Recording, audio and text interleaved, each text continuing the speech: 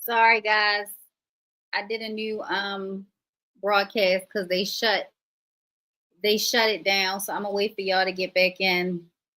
They shut the video down for copyright. So I'll wait for y'all to get back in here so we can finish things up. Sorry. YouTube is ridiculous with their censorship. Ridiculous with their censorship. So I'm back on YouTube, I believe now. Let me just check. Hold on. Sorry, guys. YouTube is just ridiculous. They're ridiculous. All right, so it looks like we back. Having troubles.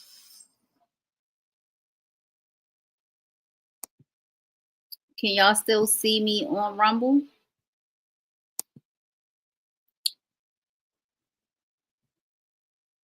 Can y'all see me on Rumble? I don't know. Let me try to go to my page real fast.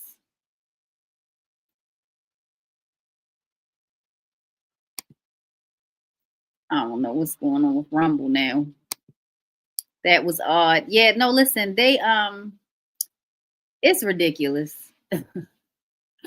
What can I say? It's ridiculous how they the censorship is just stupid. It's just stupid how they doing things because I don't want no credit for this shit. We just try to make people see this stuff. And they clearly don't want y'all to see it. But just give me 1 second, guys. I'm just trying to get my stuff back up on Rumble too.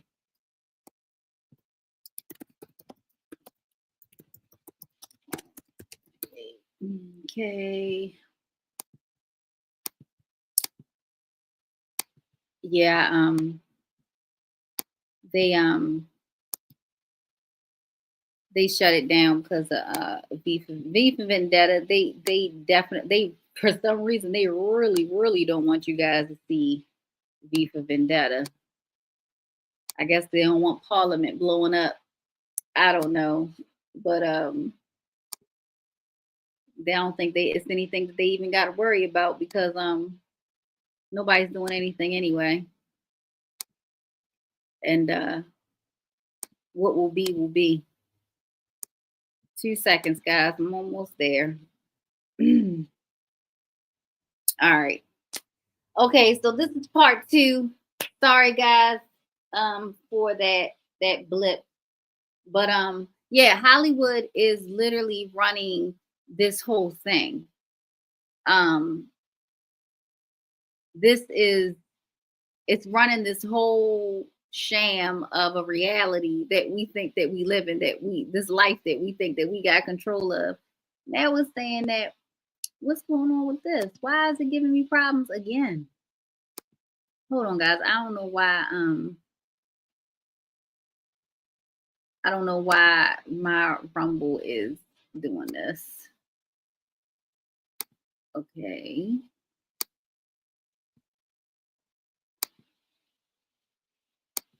One second, guys. Sorry.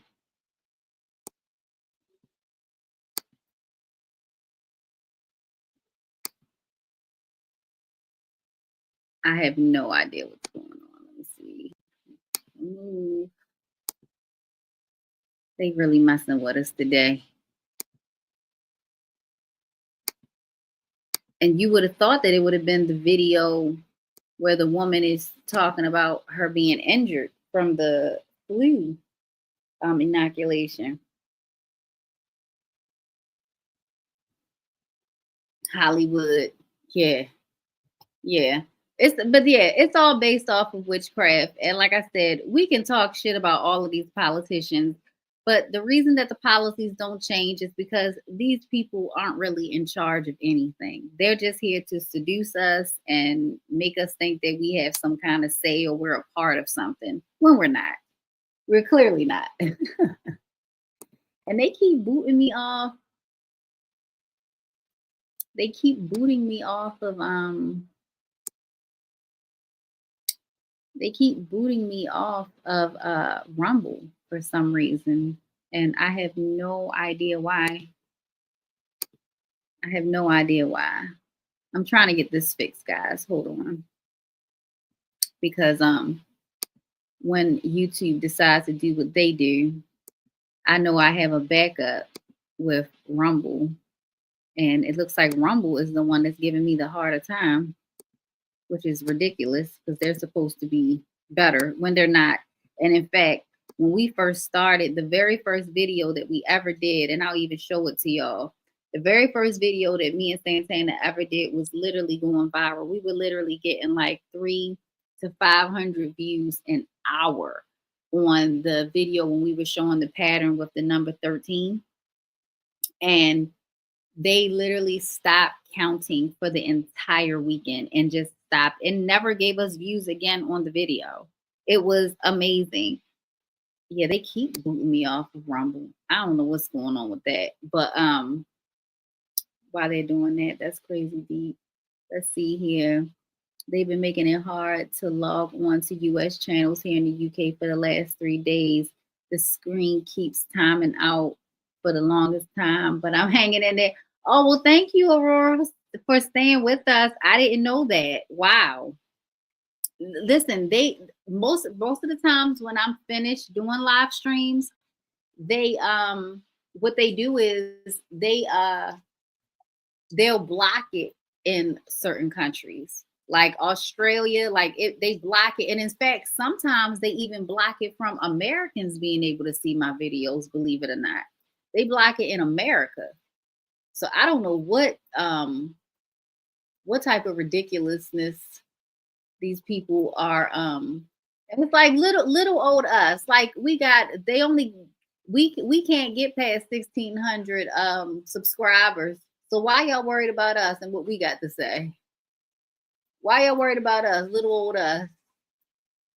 We don't have any kind of big platform and we don't pay for a big platform either. So I don't understand. Yeah, it's got my Rumble just stuck. I don't know why it's doing that. I don't know why it's doing this. I'm gonna try one more time to fix this, guys, and then if it doesn't fix it, I'll just move on and then just get back with y'all because on YouTube, because it's no reason for it not to be working, but it keeps kicking me off of Rumble. Yeah, it did it again. So I don't know. But yeah, I don't know what to say. I don't know why they're so worried about us. I don't know what they're so worried about us for. Let me try this. Let me end this. And let me try a different way, right? It's more than one way to skin a cat, huh? So let's see. 1 second, guys. Y'all can put some comments in there if y'all want to.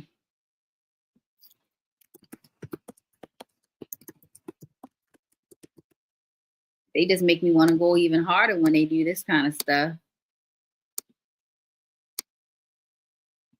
And I really wish they would stop dinging the videos because, man, it's so many other movie clips that I can show you as references to show you that they're literally laughing at you when they make those movies like that.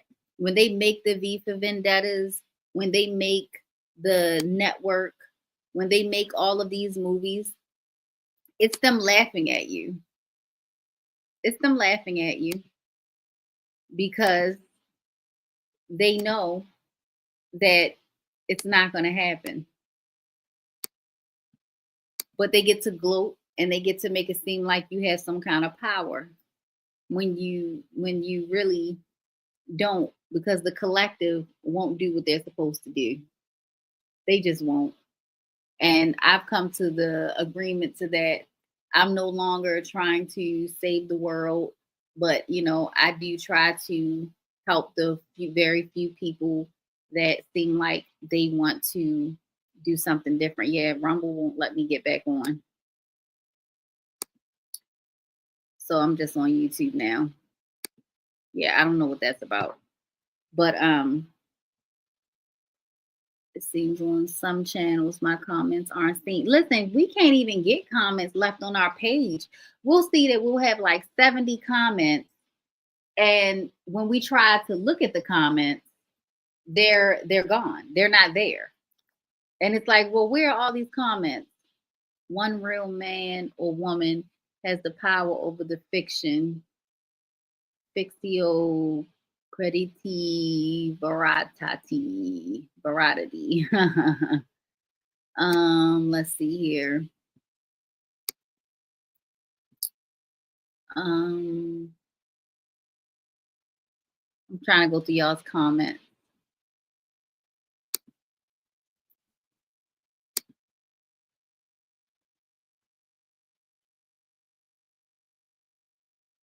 Trying to go through y'all's comments. Let's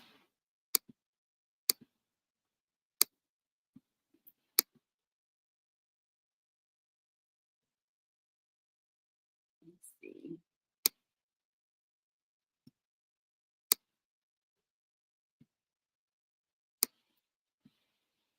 It only takes one. Absolutely, it only takes one. And they also make a lot of movies about that reference too, right? Neo, he's the one. You know, it always they always say it just takes one, but one cannot fix all of this shit. And that's just the reality of it. And I'm just not going to pretend that it's possible because I'm not sure. Because listen, we gave it the old college try. We really tried to do this shit by ourselves, but you know, they made it to where as though it was impossible. Well, very, very, very uncomfortable for us. I'm reading 43 monkeys that escape now. They're saying the monkeys are infected, and what the hell is virus B? I'll look it up. This is wild stuff. Yeah, this is why I originally started the video because they're lying. They originally were lying to people and saying that they're not infected. And it's like, yeah, totally. The monkeys that were in the lab, they're not infected. Totally. Totally. I totally believe that, right? Let's see here. I don't see where it is. If you got something to show that, let me know. Matter of fact, I'll put the I'm gonna put the link in here and you can share whatever you're finding. Because this is what I'm concerned about. You know, the fact that they're releasing these monkeys from these biolabs and they are not telling the truth about what's going on. It's sad. It's really sad because people are believing it. People are believing like, oh, well, you know, if it is a monkey, then, you know, we don't have anything to worry about. It's going to be all fine. It's all great. It's all great.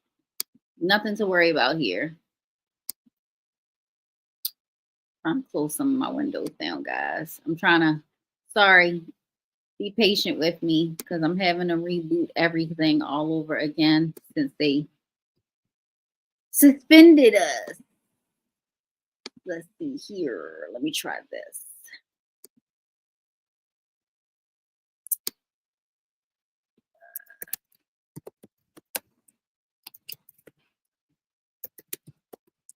Yeah, I gave a lot of information already, T, before you joined about all of this. We went through some articles and read everything that they were claiming to give the public in regards to these monkeys. And I want you to know that I did do a little digging, and they do research from Alzheimer's to Zika virus, and Literally, they're telling you everything from A to motherfucking Z. They do research on these monkeys with. Oh, and they're blaming the monkeys getting out on new staff. Like they opened up the wrong door and then just all the monkeys ran out, right? They keep kicking me off of any stream I do. And see, yeah, Rumble is just like not playing with me today. I don't know what happened. I don't know what kind of violation I did on there. I don't know how I could have possibly done a more offensive violation on Rumble than YouTube. But here we are. Let's see, like the movie Contagious, like the movie Outbreak. Remember Outbreak? I'm reading CBSNews.com how the monkeys are infected, but they're saying we at low risk. Doesn't add up. CBSNews.com. Let me look that up. I'm about to pull it up, y'all. Let's see. All right, here's CBS.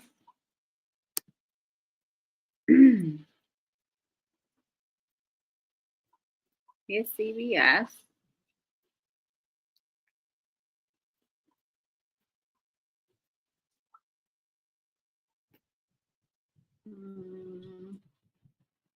And this is the article that I read earlier.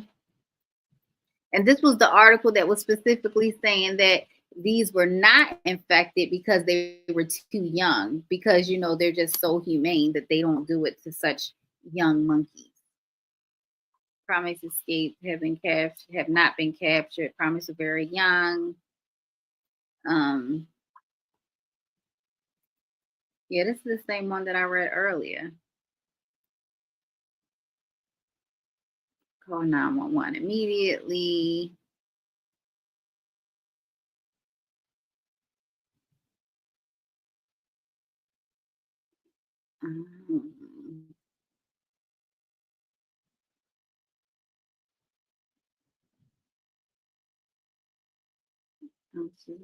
Ensure the community that there is no health risk associated with these animals, police said and updated Thursday. So yeah, this article that I'm reading saying that not everything is great. Everything's great, you know. I'll go to CBS.com. Like you said, you're on CBSNews.com. Okay. Oh God, I'm so tired of seeing these people's faces.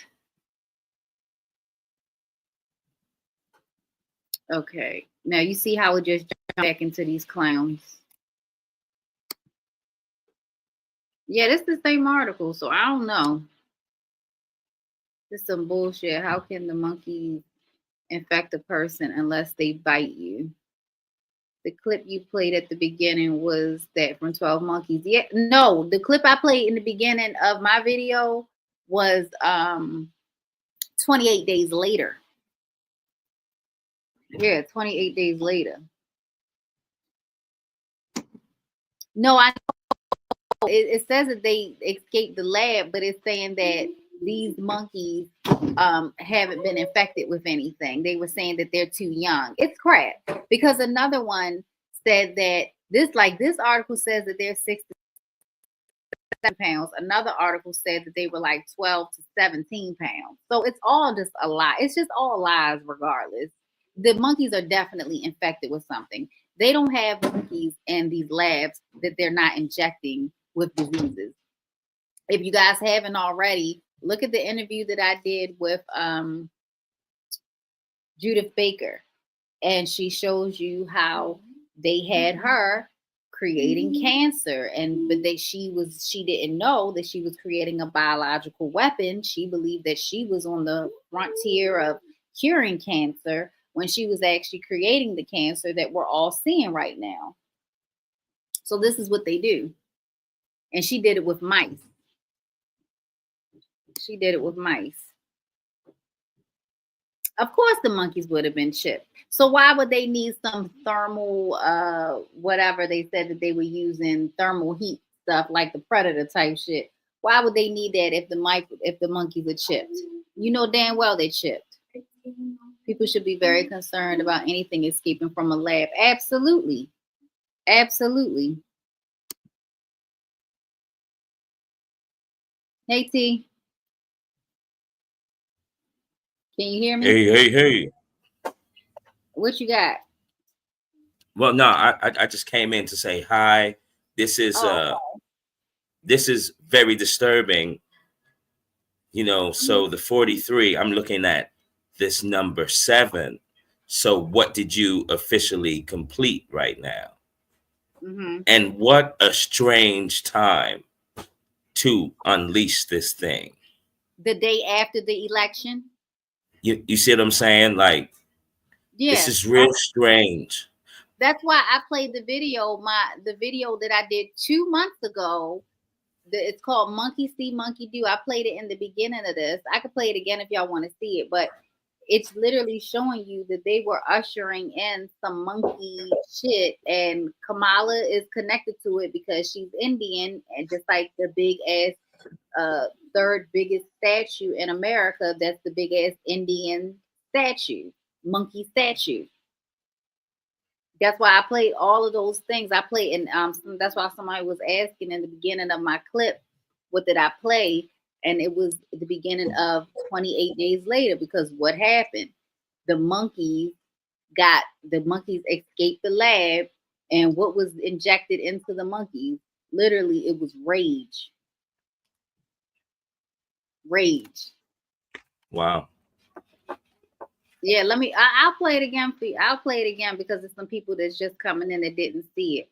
I'm gonna play it again for y'all. Well, at least the beginning part, so y'all can see what I'm saying.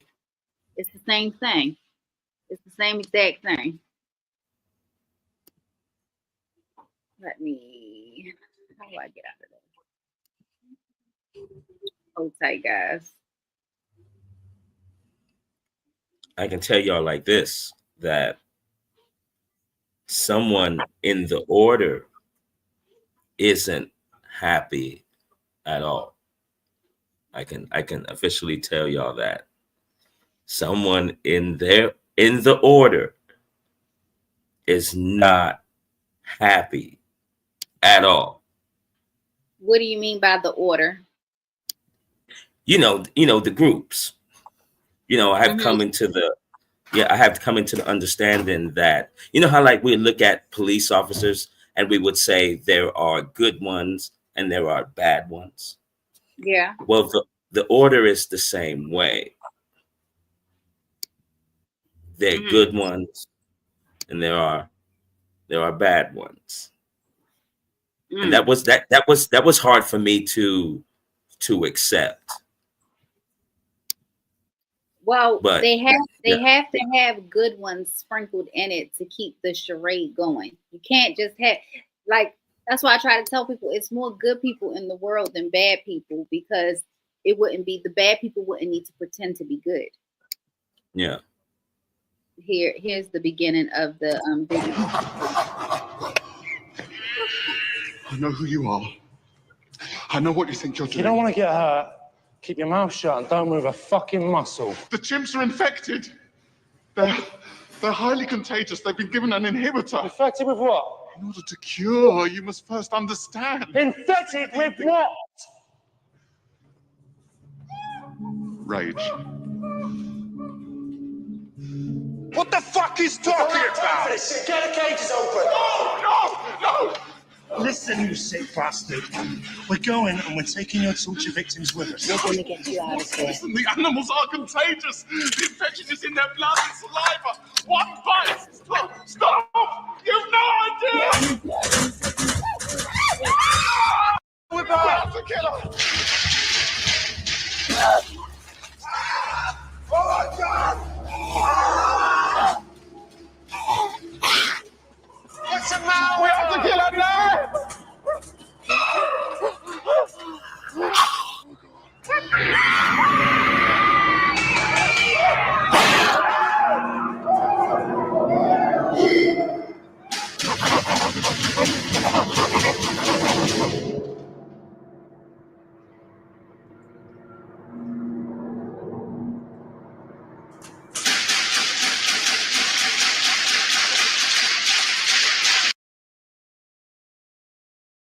this? Absolutely. Yeah. It's fitting beautifully. My vision is coming together. Oh, see? These have been hiding all this while. I want to make sure that I incorporate my inspiration from Miss Marnie. I'm going to make a gas mask. Okay. That's going to bring the entire look together. Everything is perfect, my lady. Yes. I love this look. I'm feeling so energized. I'm feeling so satisfied. It's exactly how I envisioned it, and it's a true expression of who I am as a fashion designer. I think I need to borrow that look. I think we all loved COVID's look. Do you mind putting your mask back on? Thank you. I had not noticed COVID's detail, this 3D applique. I mean, It just gets better. what do you guys think of this mask? It's sick. Obsessed. Brandon said it, but you must be hot. You should probably take the mask off. Yeah. Can you breathe in there? A little bit. A little better like It's a this. good look, but we want to keep you alive. He got really creative with the idea of this limitation. Yeah, the print is great, and it could have gone really wrong, Yeah. but he knew what to do with the fabric. This is a great example of draping. Also, the styling is very good. It is. Yeah. Yay! All right, we have.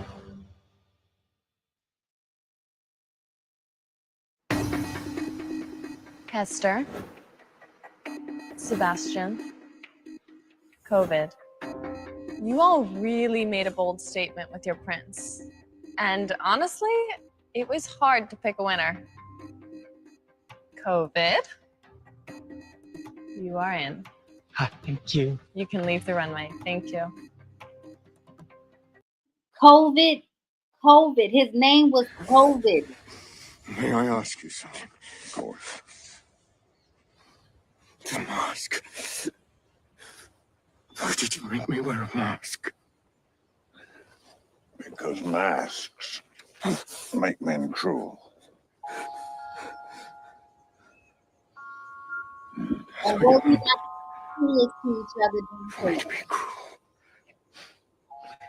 I had 8 years to kill.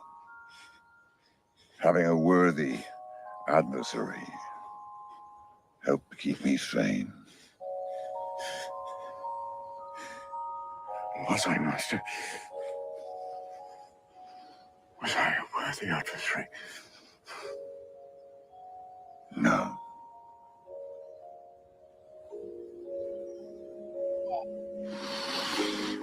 But you put on a hell of a show. Exactly.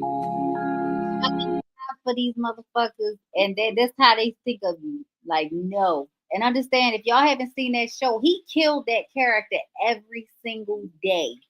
Every single day, he got to kill this man because he would just create a clone of him over and over and over again to do experiments on. Y'all need to watch Watchmen if y'all haven't watched it. It's an amazing show. And it happened to come out a year before COVID. Just like that Project Runway with the Indian dude whose name was COVID, who made a face mask for his outfit. But we supposed to act like all of this is real. This is the 90-foot statue, the Indian monkey statue that they put in August, a month after Trump's fake assassination attempt. They had to put this big ass monkey statue here. That is how Rama knew that Neo was in love. I see that you are in love. Rama is also a highly empathetic program. He had a minor disagreement with his wife because Rama wanted to comfort His wife Neo. Is that what you're doing here? Rama, please. I do not want to be cruel, Kamala. He may never see another face for the rest of his life.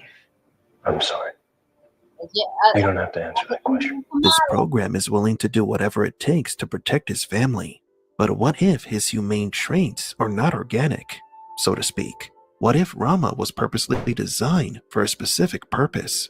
That purpose being to create Sati and bring her to the Matrix. If the Oracle wanted a creation like Sati, surely she somehow modified Rama and Kamala to give birth to this little girl. But what if he had another purpose? What if Rama had to help Neo in the real world? As we've mentioned earlier, Rama is the recycling manager. That is, he is in charge of the system process that activates when a human is disconnected from the Matrix. Do you remember the function of the red pill? The pill you took is part of a trace program. It's designed to disrupt your input-output carrier signal so we can pinpoint your location. When Neo drank the red pill, the signal his body sends to his pod saying that he's in the system.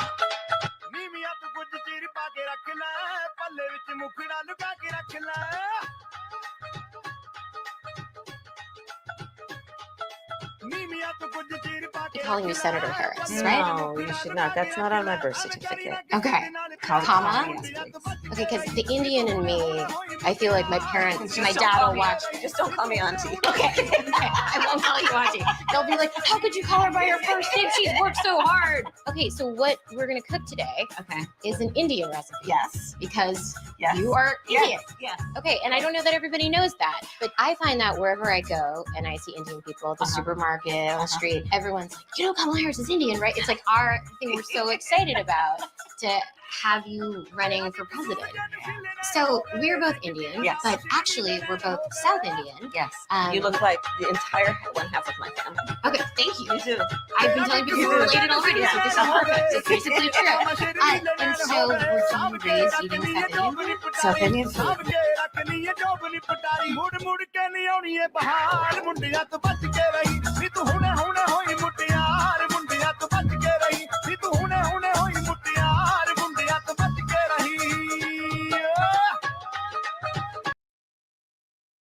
Yeah. So that was the beginning was 28 days later when the monkeys got out got out and they literally injected them with rage. That's the type of shit that they be experimenting. They tell us all kinds of bullshit that they're doing, but they are injecting these things literally with rage. Like, what would be the necessary reason for that? What would be the necessary reason to contaminate an animal with that? I would advise people to get their provisions together, extra perishables, necessities. Heard the whispers, seen well-off people filling up their loose containers they can find with water. Yeah, I mean that, but we've been there. I feel like we've already been in that state where we would need to be stocking up on things and just preparing for whatever. Because they clearly got something in play. Why are monkeys being released out of a biological lab a day after the election?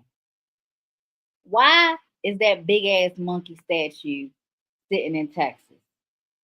Why? It ain't for no reason. It ain't because America love Indians. Because we know what they did to Indians, so-called Indians, when they came over here the first time. Remember how that went? Oh, that's right. But we get to eat a turkey on Thanksgiving and make it seem like it was a kumbaya meeting. I forgot. That's what we get to pretend to do. We get to pretend that was like they all sat down and they shook hands and they had an agreement and they were gonna, coexist with each other and welcome them. They hadn't slaughtered them and given them smallpox and disease and killed and raped and pillaged everybody. That's not what happened. Open the door, Santana. Where's Truthy?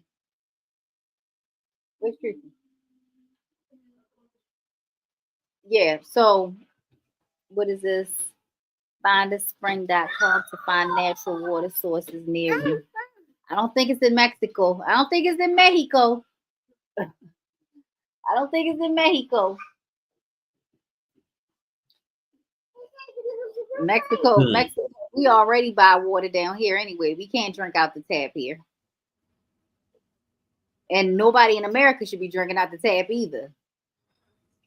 Because that's full of fluoride and all kinds of stuff now. Well, it's been like that. In fact, the state where I'm from, Maryland, we were told that we had the best water in the entire country because of the fluoride and how we treated our water. Because it was supposed to be good for our teeth. Yep. So this is so like I said, we need to be kinder to each other so we can look out for each other, be kind to your neighbor. try to minimize your beefs with people. And that's the best suggestion that I have for people. No such thing as Indian that's not from India. We know who was here. Absolutely. Absolutely, we know who it is. You know, and it's crazy that they still call these people Indian when these was just the people that lived here. But you see that they still got it all in place. The play is still the same play is still in place. I don't know if y'all checked it out, but soon to be Vice President Vance, his wife is Indian. It seems to just be a lot of, and I'm not racist. My grandfather was East Indian. I'm just saying that it's a lot of Indians that seem to be in high power positions. Yeah. And I would just like some explanations to that. That's all. Yeah, the Prime Minister in England's Indian. So and I think Vivek is brilliant, very witty, very on point. But this monkey business. Yeah. That this is kind of disturbing. And what's even more disturbing is that no one's really reported. No one's making a big deal about it. Yeah. Who's making a big deal about it? All those articles that I read, even and when I was going through the recordings earlier, me and Lexi Abby were talking about the fact that the media people, they're like literally kind of like laughing and chuckling during the videos when they're even talking about it like it's a joke. Yeah. Like I'm so yeah. Go ahead. I'm still shocked that no one's talking about the Candace Owens thing breakdown. I thought that was brilliant by her. What was that? I think, breaking down Kamala's bloodline and the blood tree, showing how fake everything was. It was basically telling everyone that Kamala's an implant. Duh. And I think that swayed the whole election, if you ask me.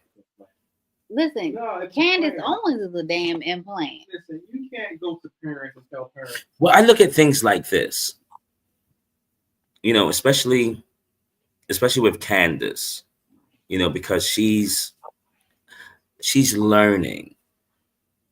And the more that she learns and understands what's really going on, your stances will change. I think Candace is only 30 something.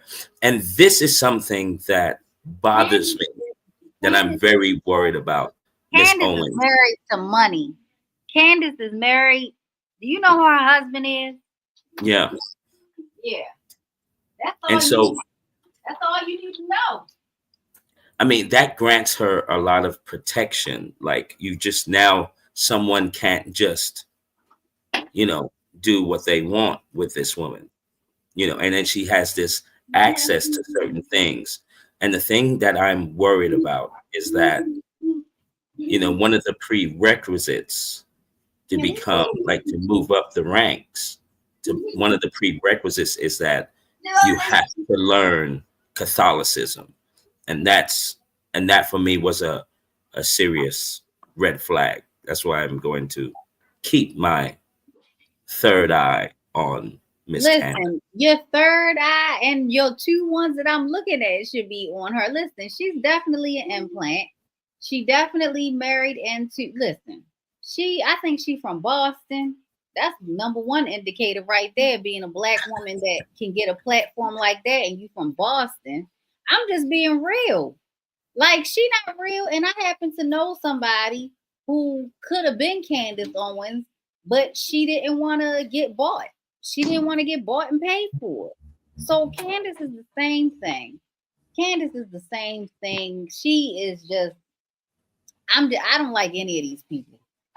Me personally, I don't like any of these people. All of these people are fake. Yes, they put out real information. Shit, Trump put out real and true information. Trump said a lot of things that Trump said were absolutely 100% the truth. Yeah. He said that the FBI and the CIA and all of these people are corrupt. They are. I'm living that shit, except I'm really living the repercussions of how corrupt they are. But this is what it really looks like when you being fucked with. You don't get to go on TV and go run for president and do all of that stuff when it's really happening to you. You know, Look, so I'm. turn off the Go water. ahead. Sorry. No, you're good. I'm talking to my son. Go ahead. Turn off the water. See, I wasn't aware.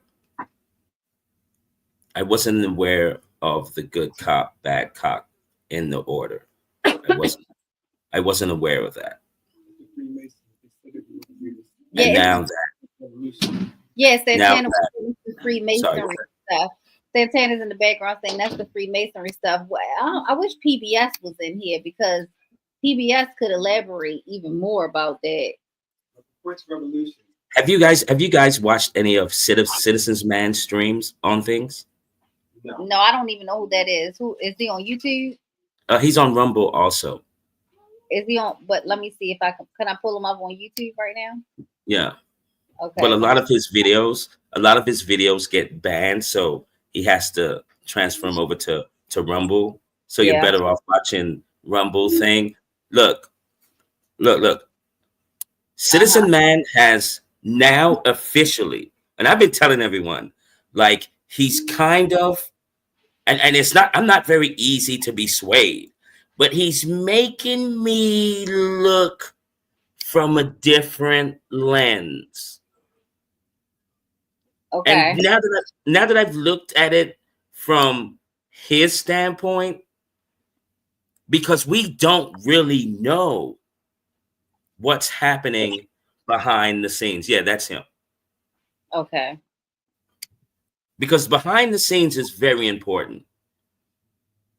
You know, and everyone that you know has, you know, we should be activating more. Like a lot of people should be having more lucid dreams in the whole nine, right?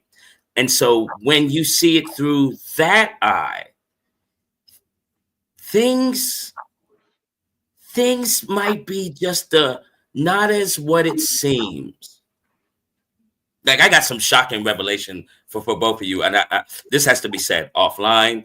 Do you know what I mean? Like this thing here, like I'm really, really stumped right now because my two eyes are seeing something, but my other eye is seeing something else.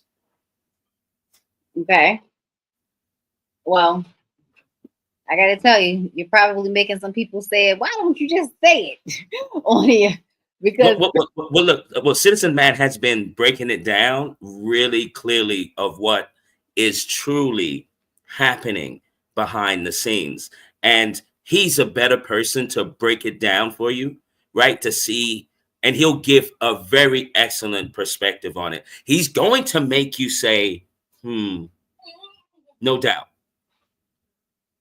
yeah, I mean, listen, I just subscribe to his channel. I'm definitely going to check him out to see, because I'm always looking for a new thought. I'm always looking for that. And if anybody is on here, I put the link in the chat. If anybody has anything to share, to add, you know, y'all can jump on here. Because I don't know how much longer I'm gonna be on here, but if y'all got any information, you know, feel free to join.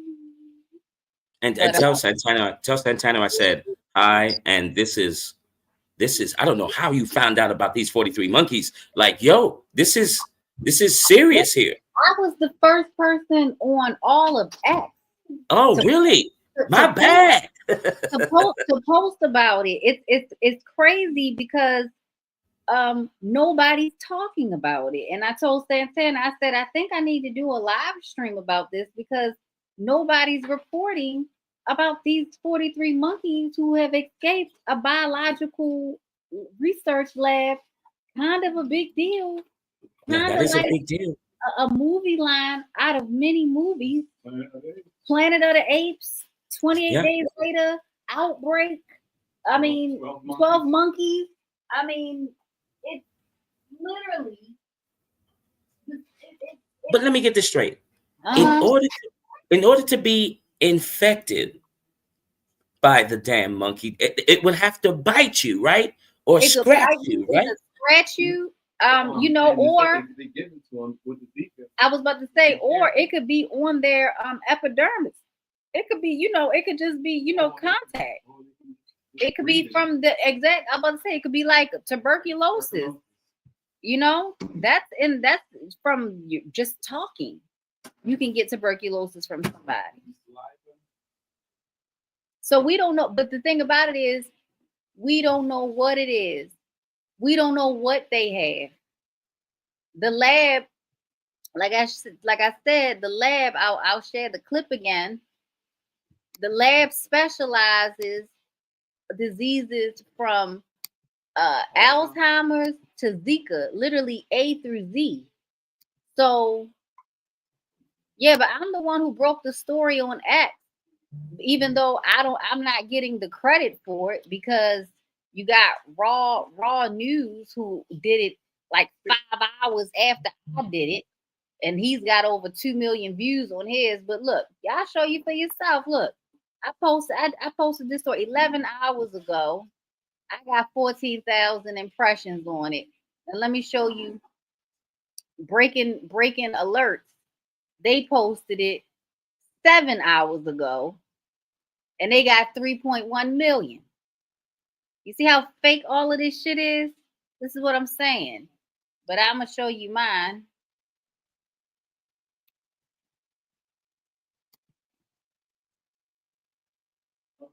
Several monkeys are on the loose. At least 40 monkeys escaped from the Alpha Genesis facility in rural South Carolina. The company says it provides mission-critical research and development support to the scientific community. This is just 2 hours away from Augusta, Georgia. Right now, police have set up traps to capture the monkeys. They're saying that you don't want to get too close. Don't interact with one. If you see them, we're not talking about a move from Aladdin. They're not like friendly crawling up on your. But they look cute, so you say, look at the cute little monkey. Several monkeys are on the loose. At least 40 monkeys escaped from the news broadcasters are that are reporting on the shit. Okay. You know how you guys have the 13 and 62, right? Yep. I've got one number, and the number is 4. It could be on the 40th building or the 4th. Anything that starts with 4, this is an organized thing going on. Now, check this out. Okay, so draining this swamp, this is like one of these operations going on behind the scenes. And this getting let out, okay, because it just hit me, a thought just came through. This coming out, if there is going to be another operation where they're going to shut things down, this means you can't leave. And anyone driving around, it will be easier to spot you. If you can kind of get where I'm leading here. People don't like right now that Trump is in, and then they've got a lock on, they run a trifecta. Okay. Yeah, like how they've already derailed train tracks. They've already knocked down bridges. Like all of these things that already were in play before the election, way before the election. The factories, the water. Yeah, the chickens have stopped having eggs. All of these things happened before the election. That's what I'm saying. This ain't happening because people are outraged Trump won. This is all this was all happening and is happening. You're talking about Trump draining the swamp. Well, shit, Trump is a damn crocodile. Shit, the crocodiles run the swamp. He is the damn swamp. But none of them, The Freemasons wrote a letter. I'm gonna send it to you. Where's PBS at? The Freemasons wrote a letter, and they wrote this letter back during the French Revolution and the Napoleonic Wars about how when they're ready to collapse a society, they're going to put a leader in so incompetent and so aloof and so corrupt that they're going to beg for any other choice other than that. And that's what you had with Biden. They literally wrote this shit out 300 years ago. I'll send you the video. You can watch the documents and everything. This is all garbage, man. I can't believe that thinking adults are watching this and aren't saying, hey, this doesn't make any sense. So all this is all out. And like, if people were looking at the patterns, they would see, like, understand that Spanish influenza took place in 1918. 100 years later, we had COVID 2019. Understand that every single war, 100% of the wars we've had in the past 400 years, all of them are financed by the bankers. None of these wars were real. All these wars take place is just for population control. When too many people get on the planet, it's harder to control. So they got to start wars. If they don't have wars, they have pandemics. If they don't have pandemics, they have sickness, war, and what's the other third thing I said? Poverty. These are all curses. And this gets implemented and they keep doing the same shit. Like, if people knew what was really going, like, you know how you said it's behind the scenes things going on? Exactly. I don't mean to cut you off, but Right. because he hit one that we forgot. And yes, that's what we've been saying. He said whole purpose of wall propaganda is not to keep people out, obviously. Exactly. It'll be to keep you in. It's keeping you in. Yes. And illness, this illness, poverty, and war is how they keep doing it. But if people look, like, you know, people say what's going on behind the scenes and people don't know what's going on behind the scenes. Man, I stumbled onto a couple things that are so incredulous is the only way I can explain it. I know exactly what's going on behind the scene because if people just, here's the thing. When you got a comfortable existence and someone tells you stop your existence and in the existence that you're having, leave and make your life as simple as possible away from this comfortability, nobody is willing to do it. And that's the problem. The problem is everybody is a lying hypocrite. Everyone is saying they're outraged, but they're so outraged because they want to make sure they hold onto their car. They want their job. They want these fancy titles. They want everything that this system is making them pay for and not realizing that they're slaves. And they don't realize that all these things that they're fighting to hold on to is going to be the death of them. This is a spiritual battle that's taking place. It's a spiritual battle. But people aren't worrying about, and they're not working and moving in spirit. They're working in, I got to pay my rent. I got to pay my car payment. I got to pay this. That's physical. This is spiritual warfare taking place. And everybody is sitting around waiting and have been waiting for the next thing and the next shoe to drop. I want you to understand, Basquiat shows you exactly when and where and what. And guess what? Even if I tell you the date right now and people know it's the truth and I show you in Basquiat's photo, not near person is going to stop, pack up their shit and go nowhere else. No one. I can show them in the artwork. I can show them how it's broken down with the 62. I can show them with the 13. I can show them with the Bible. I have a particular instance that Nostradamus talks about. Basquiat shows the Bible, the 13 and the 62, and it's epic. I can show everybody all these 5 things, but ain't nobody gonna say it's time to pack up and leave this place and get out of Mystery Babylon. Get out of her. No one is going to do it.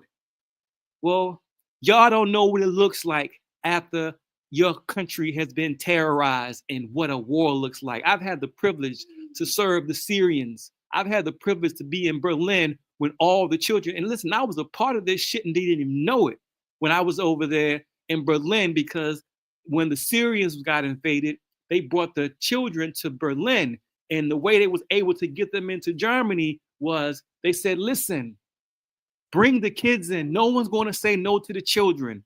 The public is going to let the children in. And once we get the children in, we can get the parents in. And I went over there and I fell for that shit. I ate that shit up because no one is going to say no to the children. I thought I was doing something good, not knowing that the reason why they was letting the children in is so they can fucking rape and molest the damn children. But y'all don't know what it looks like when your country has been violated and how things look. Go to Africa. You go to everywhere where this beast system has went and you see the result. Go to Yemen. Go and see what's going on in Sudan right now. Them people got warning signs and they saw what was coming, but they did not want to let go of this physical bullshit. They didn't want to let go of their car, their job, this bullshit that's physical. This is spiritual. So if I told you the date, the time, and showed you all these things, no one's changing shit. So I'll keep my mouth shut and let God do what God does. But that's the problem. The problem is everybody's a lying hypocrite. Everybody knows that these vaccines and what they do to people. People say, what about the children? What about the children? 100 children get murdered in Chicago on a fucking weekend and don't nobody do nothing. Nothing stops. There's 300,000 children that get lost in America, 300,000 abducted every year. T, I dare you to go and try to steal a child. You go and try to steal a child yourself and see what happens to you and see how hard it is. But somehow 300,000 get trafficked through America. That is a system. And who stopped? Who put their foot down and say, hey, this needs to stop? Ask yourself a question. In your life, in your entire life, what is one thing that you stood on? 99%, 99.9% cannot say they stood on one thing. What in the world have you said, this is enough? Whether it's, I am no longer going to let people chew bubblegum and put it on the ground. I'm gonna scrape up bubblegum off the ground because enough is enough. No one takes a stand and says, this is enough. They sit back and talk shit, but no one think of anybody that you know that said, this is enough and I'm stopping it. This has to stop. Nothing. Not saying that no one can get a frozen, an ice cube, just the smallest thing. I want you to, what has anybody stood for? We're on a planet where nobody stands for nothing. If somebody said, you know what? I don't want dandelions in the school lunchroom. I don't want the smallest things. Nothing. No one has stood on nothing. This is Mystery Babylon and everybody in it gonna burn. If we ain't seen what can happen and what has happened by this beast system by now, and we're sticking there because of a car or a house or a job, we don't deserve salvation. This is judgment. No one's changing. And it's my job to witness it. My job is to witness it, and I'm chosen because I tell the truth. So I get the witness, and I get to tell my children in 20 years, and my children get to say, are you telling me that they made everybody take this damn thing and it killed millions of people, and then once it was over, everybody went back to real life as if though nothing happened and didn't hold nobody accountable? You can't be telling the truth. You mean to tell me that they were stealing children by the hundreds of thousands every year, and the people think, and the people know that what's being taken, the children, 300,000 children are taken in America alone every year, and nothing happened, and we kept on with our days? My children are going to say these people are liars and hypocrites. Because one child gets stolen, we're supposed to stop. Yep. When a child is stolen, we're supposed to stop. But we don't do a damn thing. the people are liars and hypocrites. We're supposed to do something. It's cause and effect.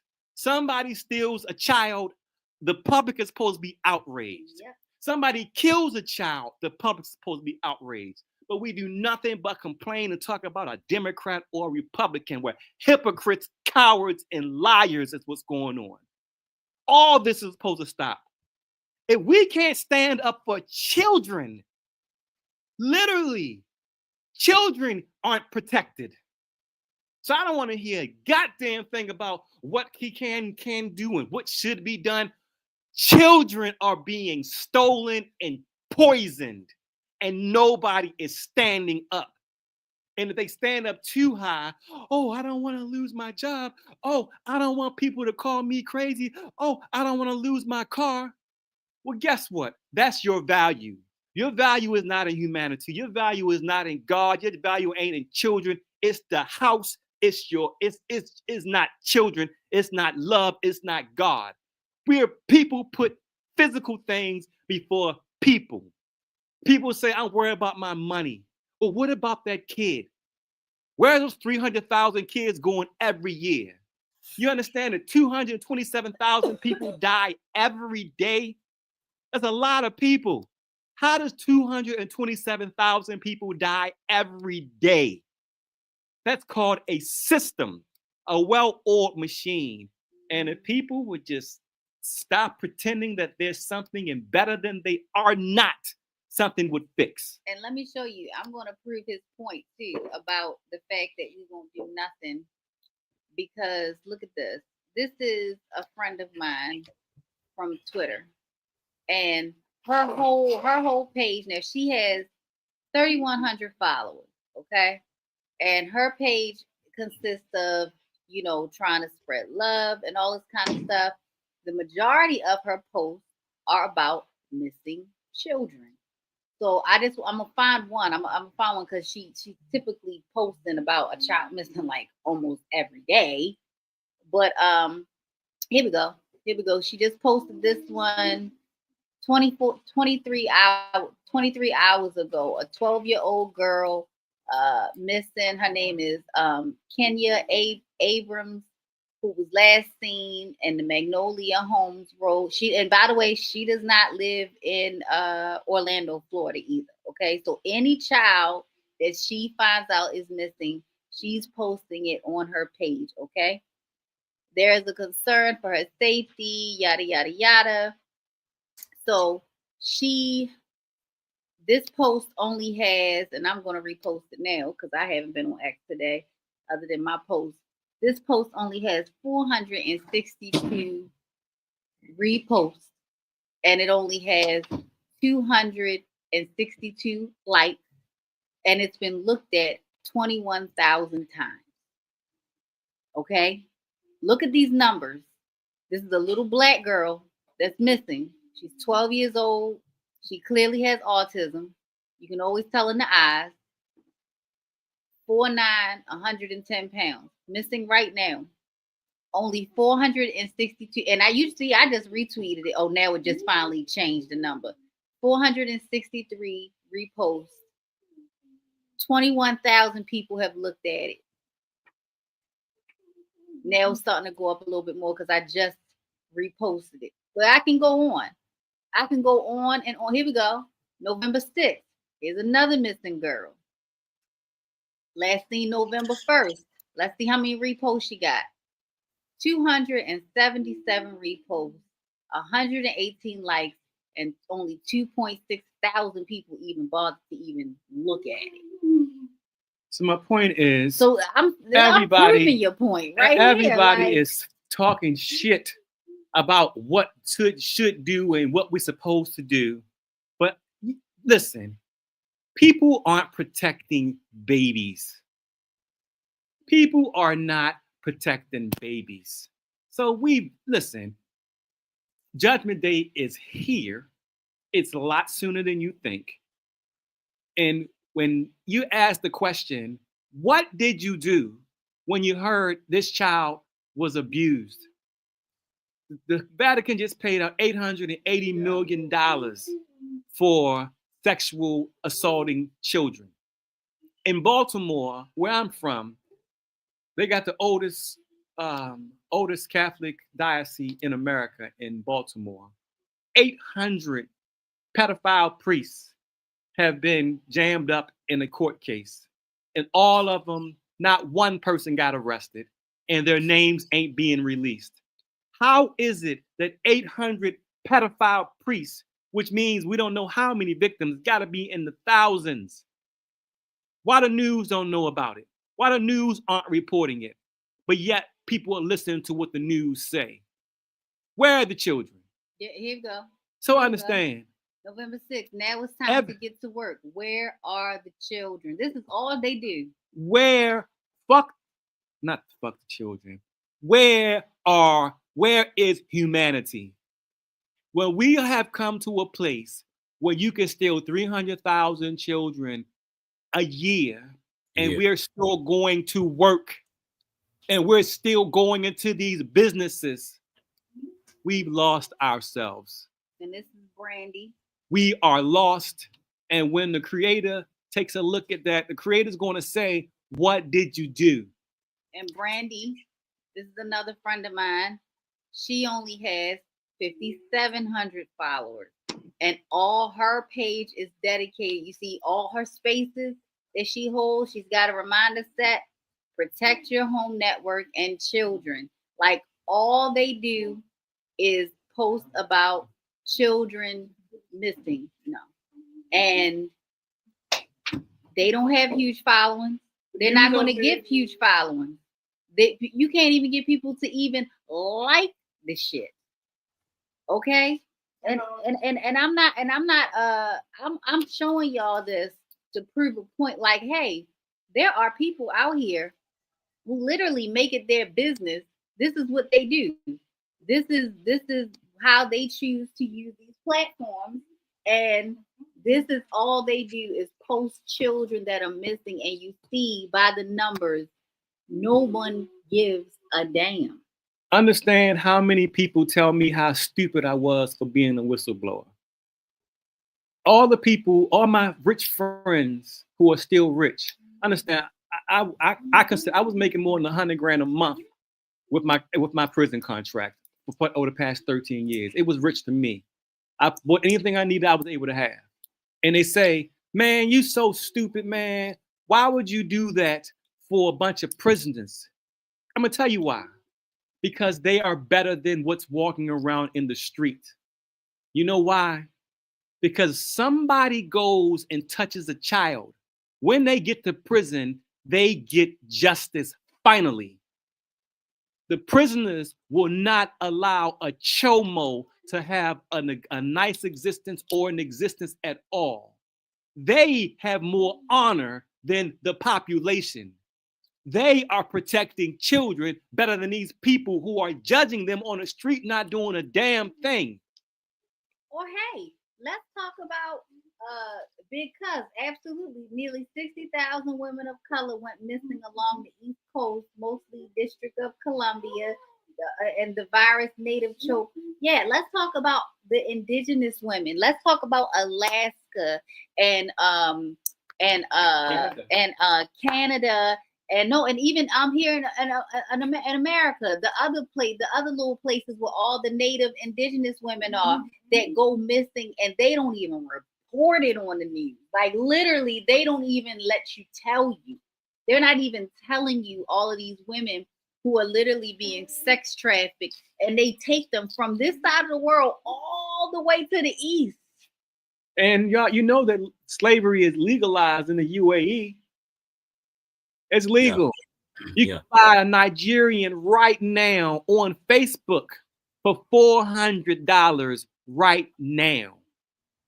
You can buy people. Slavery is more rampant now than it was pre-Civil War. So my job is to tell the truth and observe.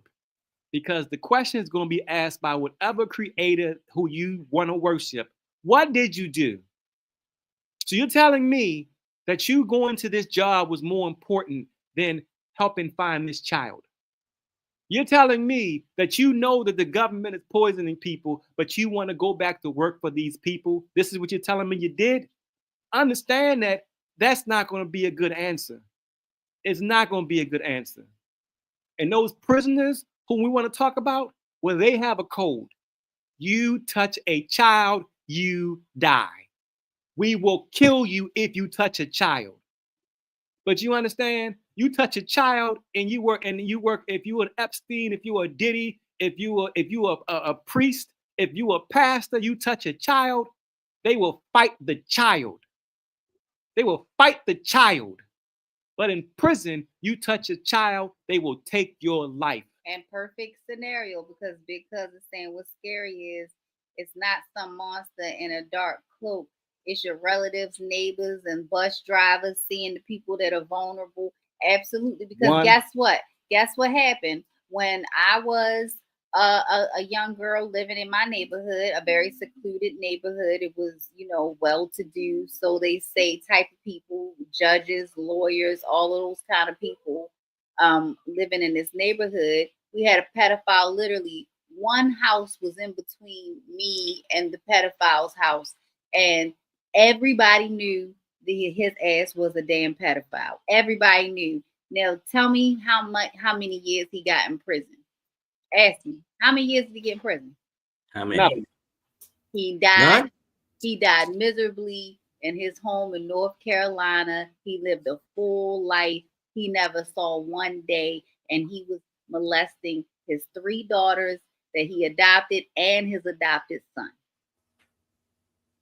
Yeah. Nobody did anything. Everybody's just like, shh. That's craziness that goes on in that house. Nobody says anything. What's up, Junior? And what's got to happen is the women are, God bless us. Women better see this soon, because the men aren't going to do a damn thing. You understand? Like, I wish women realize that when a war takes place, the man got to go off and fight, and they stuck. The woman's always going to be vulnerable. Mm-hmm. I wish women would understand that the reason why they have to be with the man is to be protected by another man. Violence that happens towards women are by men. They're not worrying about wolves and bears and lions. It's other men. So you have the weakest frequency walking around here doing these things. You have men that are sitting back praying for collapse so they can do all the horrible things that they want to do to women and children. You understand? And you got the men who don't want to be better. They could be better, but they don't want to be better. They have no desire to be better, to work harder, be a better person. No, we have to beat down the woman. They beat the woman down. That's who's going to get affected by this. And when things jump off, women are vulnerable again, and the weak are going to do the things that they do. And women need to smarten up and realize that this is going to affect them a whole lot worse than the men. You got people who can't wait to be the animals that they want to be, man. They can't wait to do horrible, horrible things. Only thing that's stopping them from doing these things is fear of going to jail.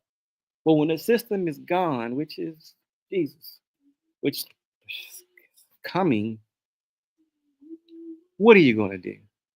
Stop depending on the men to do things, and women got to stand up. But women but in women's defense, we're the only ones that are really vocal about anything right now in this time. It's women that are doing the research, that are doing the digging, that are doing all of these things. It is the women that are doing it. It's just that even with the women, we got to deal with the jealousy bullshit, which is ridiculous. Well, it's competition. Yeah, because everything becomes a competition. But it has to, because you're under threat. You're being hunted, so you're hoping to be with a man that's going to protect you. Yep. I was in the Philippines a couple of months ago, and every woman I meet, hey, do you want to get married? Fuck no, I don't want to get married. And it's like, you don't even know me, but you think that I can protect you. You understand? You understand what's been done to women? Do you understand the word holy? You know, like the Holy Bible? Do you know what that comes from? That comes from hoary. Literally, holy comes from the word hoary because it describes the woman. Literally, the word hoary and holy are the same word. It's the way that they were able to denigrate women and to remove them from history. You know, the Father, the Son, and the Holy Ghost. Well, that's the hoary ghost, because the Father and the Son can't have the Father and the Son without the woman. They keep removing the woman. You understand? She's the moon. She moves in the cycles of the moon. Understand that we're naturally supposed to follow the moon. That's why, in particular, black men, we like women with fat asses, right? Well, why? It's because what happens when we was kids and somebody talks shit to you, pull your pants down and show them your butt. What do we call it? We call it a full moon, because we are already, there's something that's already in tune for us to follow the moon. But they removed the woman, and this weak ass man has taken over. That's why it's called history. If people believe in Yahweh, the Israelite community, we believe in Yahweh, but remember, Yahweh has a wife named Ashura. He did it with his woman. They removed the woman, and they got these weak ass men who are just the lowest of the low running shit. You got them trying to convince you that Elon Musk is cool when he's a goofy, doughy doof. He's a goofy ass clown. And they want to tell you that he's cool. And you want to tell me that Donald Trump cares about women and respects women when he done cheated on all of his wives and has mistresses and says he does what he wants and he grabs them by the pussy. But then they want to say, oh, well, he cares about women and children. So, man, it's just like, Jesus. No, I just can't believe this weakness. And I can't believe how many people are going along with it. Yeah. When I saw the numbers, you know, worldwide, you know, like 20,000 women go missing in Africa. There's another 30,000 that goes missing in Europe, but we're in the 300,000 of children. And the only thing I can think of, yes, it is a system, but I think what's going on underground and all the tunnels is the way they're transporting everyone. And I really do want to do something about that later on. 100. No, listen, it's a system. You can't steal 300,000 children. Man, yeah. How do you do that? If you're in Walmart and a child gets missing in Walmart, what happens? They said over the intercom and they shut the doors for a child. So tell me how somehow magically 300,000 gets missing, and how and why and what is? Do you hear about this on the news? Do you hear about the children on the news? You don't hear about none of these things. No. So what time? When is it? I just can't believe I just can't believe this is actually happening, and people want to call themselves moral and saying that we are a Christian nation. You understand? This is just unbelievable. But all of this benefits men, and it benefits the worst that humanity has ever produced. And every single one of them, the bankers literally finance every war. They're the ones that start the war. They're the ones. And it's these weak men. And ain't nobody gonna do nothing. No one's going to do nothing. I mean, we do these videos for time capsules because my kids are not going to believe what happened. They're going to say that couldn't have happened. No, you mean to tell me that they gave everybody poison and then kept them in the house for 3 years, destroyed their businesses, killed other people, and then afterwards they started fighting over red and blue and Democrat and Republican. That's what my kids are going to say. My kids aren't going to believe it. your kids aren't going to believe it. No one's going to believe what's happening because everyone is lying. Because the truth of the matter is this: people care about their house, their car, their job, money more than they care about people. They care about it more than they care about God. They care about it more than spirituality. And that's the truth. Facts. We made a decision that it's more important for me to have this than for me to honor the Most High. It's hilarious how everybody is scared of the devil. And here's the crazy part. Everybody keeps the promise that they made to the devil. Everybody who made a deal with the devil keeps their promises, but they'll jump up in church and marry somebody and then cheating their wife or cheating their husband. They ain't worried about lying and taking an oath and lying to God, but they're terrified to say no to the devil. Well, I sold my soul to the devil, so I got to do X, Y, and Z. Well, the soul don't belong to the devil, you dummies. The soul ain't your soul. That soul is part of the creator's soul. But you understand, and everyone has made a conscious decision, because when something happens to the children, the parents should stop. But if your parent is a Republican or a Democrat, let's talk about that. If your parent is Black or Chinese or Hispanic or white, let's talk about that. So it's just madness to me to be watching and observing all this and observing and watching everybody do nothing. We're being controlled by roughly 100 people. 100 people is making 8 billion act like buffoons. PBS Lover just got here, baby. PBS Lover, can you if you could elaborate? We were talking about the Freemasons in particular, and I'm hoping that you might know the history of it. Because I have some information, but it's long. Are you familiar with the when before the Napoleonic Wars and the French Revolution, that the Masons said that they would put a person in place who's a completely incompetent buffoon, who's corrupt, to make the population go towards, sir, with knowledge comes anger. Yeah, man. I'm working on that, because I'm working on that, man. I try not to be angry, but it's just like I'm just watching this shit. Listen, I apologize for my anger, and listen, that's why I've been staying off of these lives and haven't been putting anything out, because literally people are judge you, people are judging me and say, you need to control your anger. You sound so angry. And it's like, yo, I'm fighting for what's right. I'm fighting for your children. I'm fighting to protect your children. And you sitting back saying, oh, you sound so angry. Like, really? Well, guess what? Somebody killed somebody's baby. Somebody poisoned somebody's baby. Somebody should be angry. What he said on the network, he don't know what to tell you to put on your letter to your congressman and all that bullshit. But he could tell you that I'm mad as hell. I'm mad as hell, and I'm not going to take it anymore. First, you need to get mad before you can do anything about it. And it's like, that is just not happening. It's just not happening. The Epstein Island, who went to jail?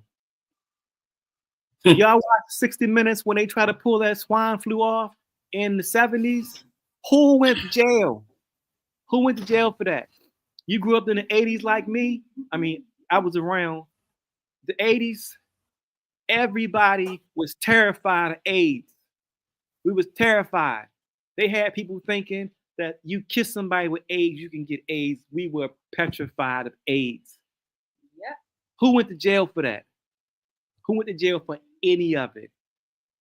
And then what's worse is, they tricked us. They tricked me. They had me going thinking it's the white man.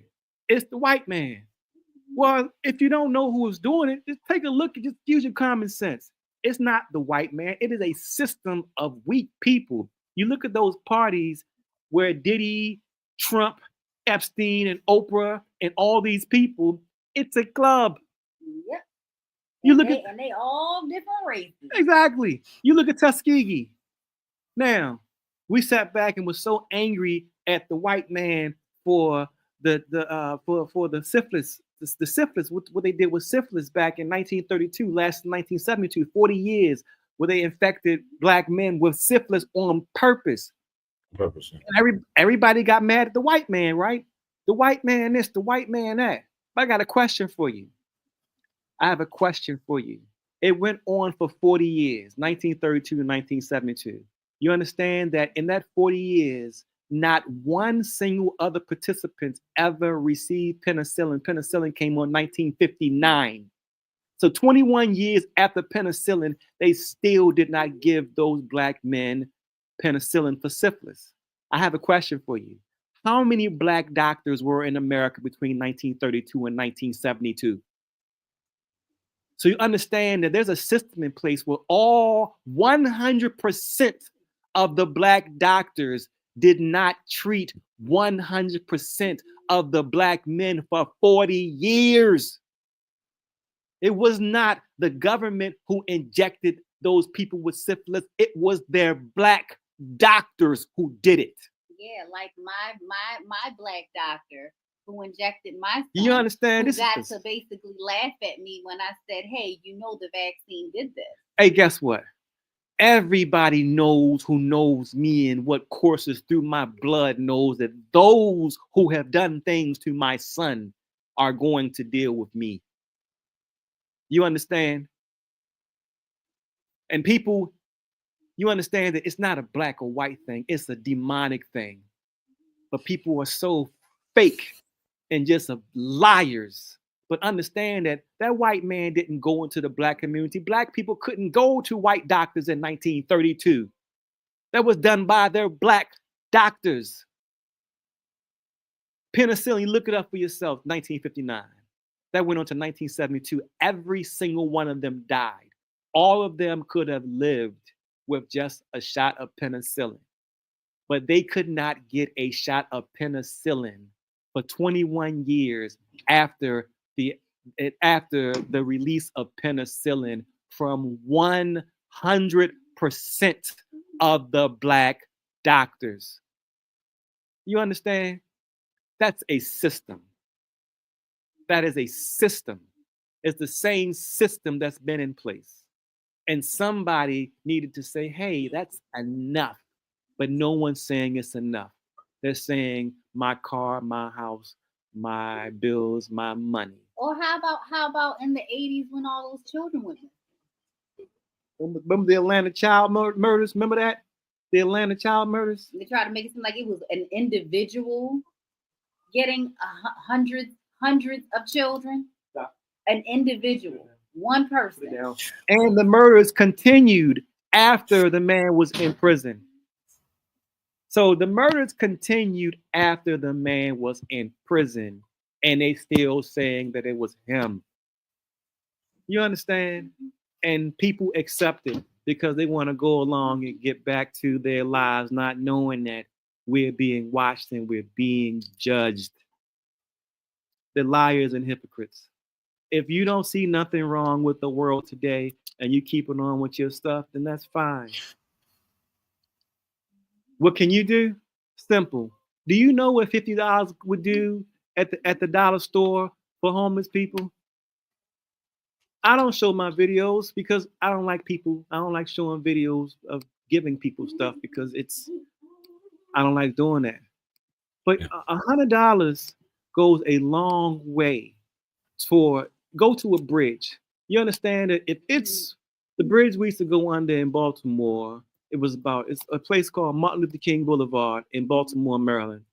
And that's where the homeless people were. And we would go and feed them every week. We didn't have to use a system. We didn't have to go to our church or talk to the man. We said, fuck that. Those people aren't eating.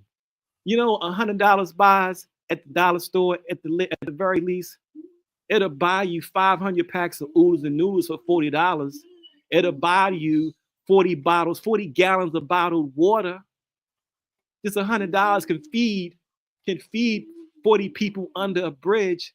Everybody got $100. We don't need the government to feed people who are hungry on the street.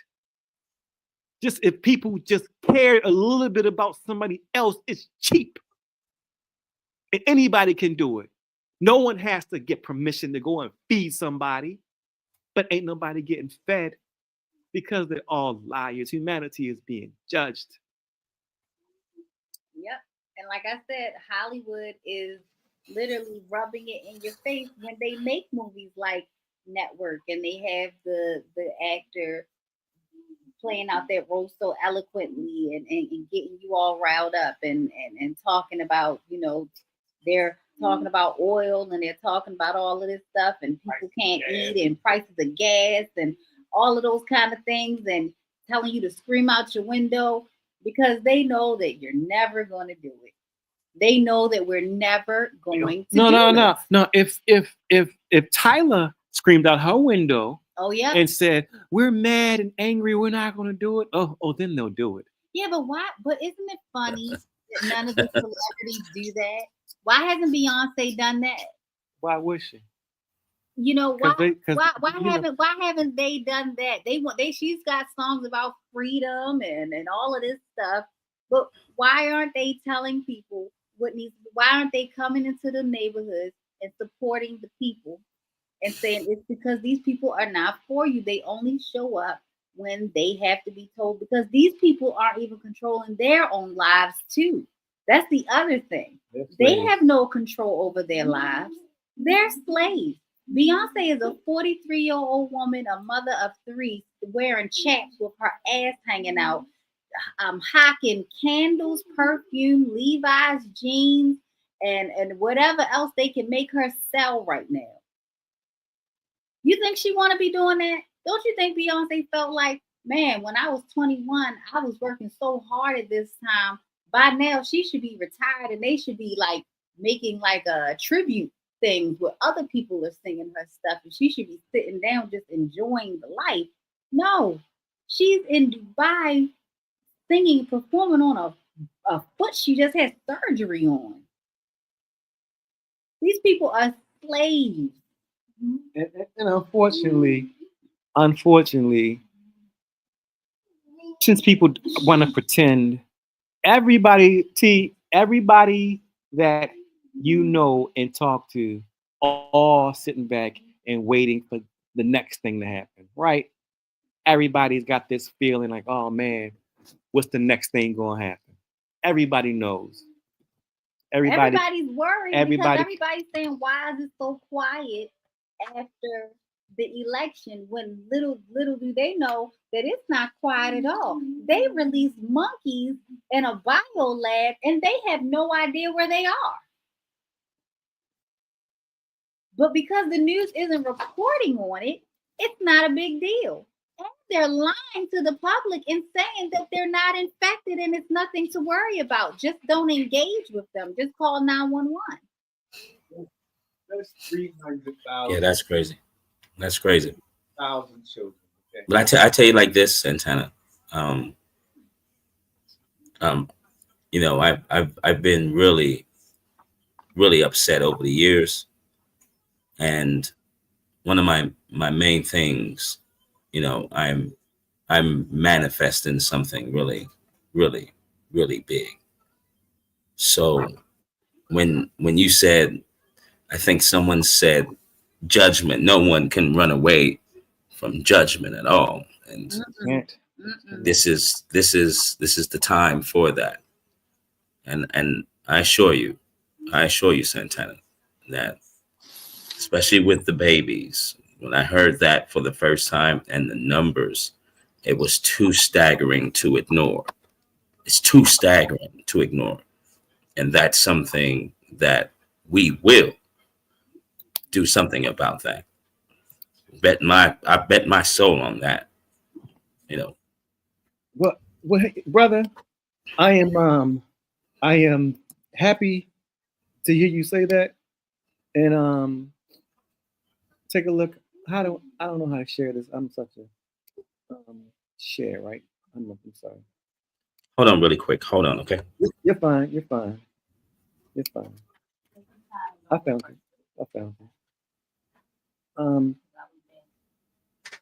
So this should be view tab and StreamYard. I got it. I got it. I did. Oh, very good. See? In the United States, about 840,000 children are reported missing each year, is roughly 2,300 children per day. The FBI estimates that 85 to 90% of these reports are about children. Now, your FBI is going to people's houses about tweets. Your FBI is going to people's houses about tweets. Your police, 40% of police encounters are from traffic and highway people speeding. Does anybody think that that money will be better served protecting children?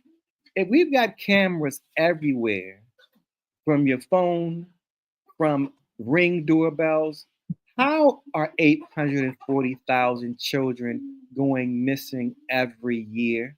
Why don't we get any say about how these agencies that we did not hire? And I want you guys to remember, we did not hire the FBI and the CIA.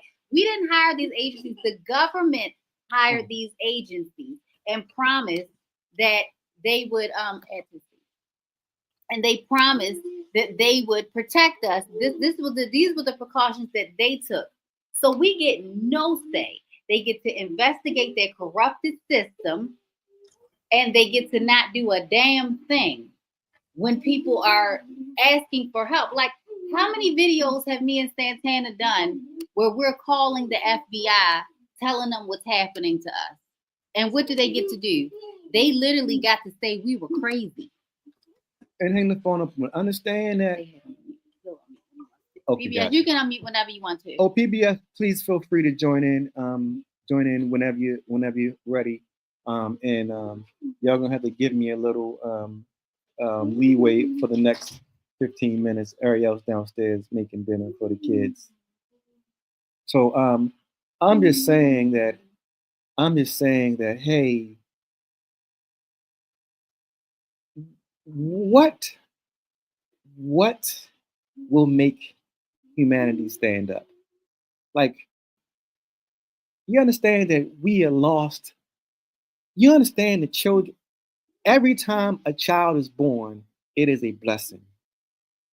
T, are you muted, T, or did I mute you, or you muted yourself? No, I'm muted. I'm muted because I'm eating strawberries while I'm listening. Go ahead. No problem. It's just that I don't know how to use stuff. So what I'm saying is, every time a child is born, it is an opportunity from the Creator to fix what's going on in this world. That's the reason why children are born. We're born here for a purpose. And when you harm a child, it's innocence. It's literally the future. It's everything. It's nothing more important than the children. But 840,000 children are missing in America every year, and we're still going to work. So you gotta understand that the Creator going to say, hey, you're telling me that you know that 840,000 children are being stolen, and you understand the things that are happening to these children are the worst things that can happen to humanity. What they're doing to children are the worst things that a human can go through. But we gotta, but we went to work for this system. We're going to be judged for that.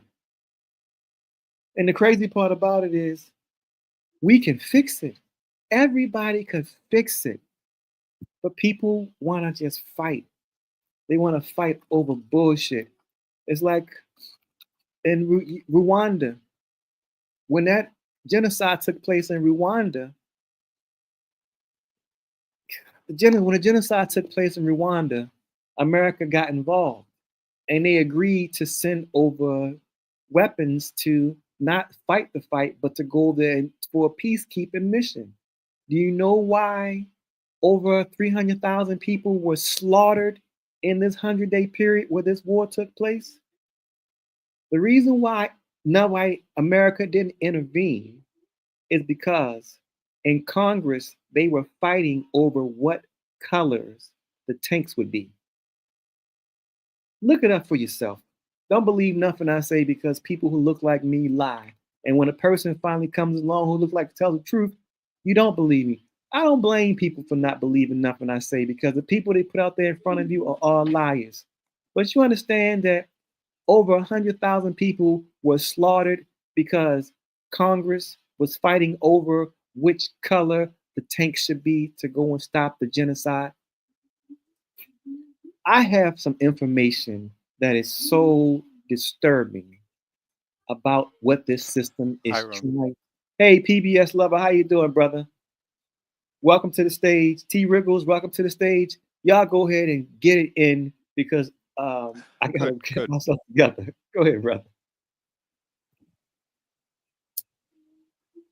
Well, I tell you this, that the Rwanda thing I remember well. Can you explain what you remember about that, PBS? Sorry, there's a bit of a delay, but I remember the Rwanda thing well, and I remember when General Romeo Dallaire was in command of the UN peacekeeping forces, and I saw him on TV just begging for the UN to send him troops. He will stop the genocide. He just needs troops. He knows how to do it. But like you said, it never happened. And General Dallaire went on to write a book about his 3 suicide attempts, and then he was on the short list for the Governor General.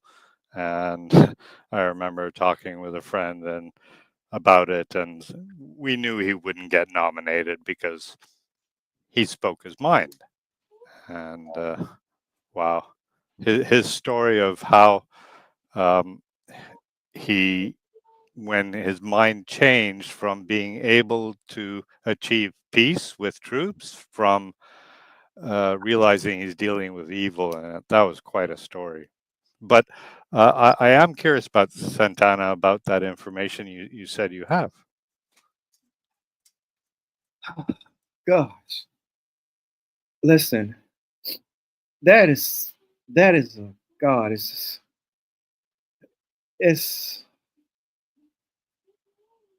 Jesus Christ, man. It's pretty bad. It is worse than you can imagine, and it's been going on for a long, long time. You got to understand something. Why is it? Ask yourself a question. If 227,000 people are dying every day, why is that happening? Y'all go ahead and Google. Don't believe nothing I'm saying. Why I'm talking. Matter of fact, let me Google it for you. Ask yourself why the 200 and let's see how many people die every day.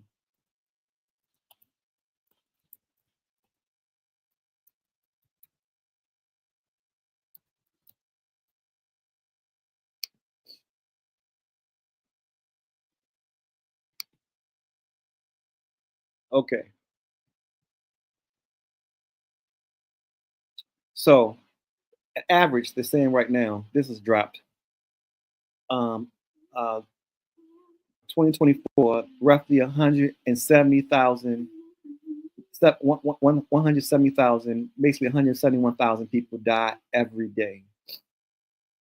Ask yourself, how does 171,000 people die every day? Ask yourself how that happens. Ask yourself why 100 years ago we had Spanish influenza and it killed 30 million people. Ask yourself, when the bubonic plague took place, it took 30% of humanity. There's something going on that I don't know why nobody sees, and I got all the math and the numbers on it, and it's disturbing, and it's just like, man, why can't people see what's taking place here and what's being fed here? And Jesus Christ, man. PBS lover, I'll share some stuff with you offline because it's dangerous, and I have a feeling that it's very dangerous. And the thing about it is, I don't fear death. I welcome death on my terms. You understand? But what I do fear is me talking to people, me talking to 13 people, and nobody doing nothing, and me dying for people to just have heard something and then say, well, you know, this crazy guy named Santana said that this was going on. So me telling people is changing nothing.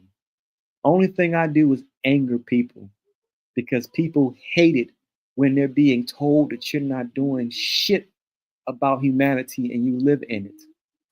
No one wants to hear that you're not doing anything and you're a part of it and you're choosing possessions over people. I will give you a clue. Just look.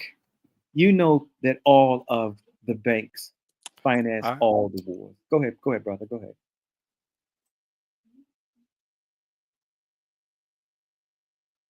Avatar just said the cemeteries never get bigger. You go. Y'all realize that we are in a cycle and we are stuck in time. You hear people saying that this earth has been here for billions of years. You hear the Christians say it's been here for 6,000 years. Well, 6,000 years is roughly, we have been stuck in a loop for 6,000 years. And the only way to keep us stuck in this loop is to kill 171,000 people every day. And this is a blip in time because this earth is old. Humanity is old. The giants of old were old, but we're stuck in this loop and everybody is scared and everybody is talking, but no one is doing anything. And I'm not telling people, hey, go out and pick up a gun and go and pick up a knife. That's not what you want to do. We don't need to do that because that's only going to cause more killing. I'm just saying, well, people, please tell the truth. Tell the truth and just say it to yourself. Say it out loud. Say what you don't want to say about yourself because no one wants to think of themselves as an accessory who are watching. But understand, we are doing nothing. Go ahead. I'm gonna mute up. Go ahead. No, I tell you like this. To fix this problem here, this is going to have to be one of those operations where it's G13 classified. And I learned something from Frances Cress Welsing when she went to go study racism in Germany. And she asked the Germans, what were you doing when the Nazis was running amok? And then the German, when I first heard this, it shocked me. The German said, what are you talking about? I've got rent, mortgage, insurance. I have a family to raise. I don't have time to investigate what the Nazis were doing. When I heard that for the first time, I said, wow. Yes. So this loop that you're referring to still is going here in America. You can ask any American, do you know the number on the children? They wouldn't know. They'll tell you, what are you talking about? I've got rent, bills, car note, insurance. I don't have time. So as you just said, the cycle does continue, but there are some, Santana, especially when you're dealing with this, because this is a very high, volatile, very high-end operation that needs to take place. It needs to take place where the public, you should never know that this is happening. Like, for an example, Citizen Man brought this to my attention, and he showed me receipts.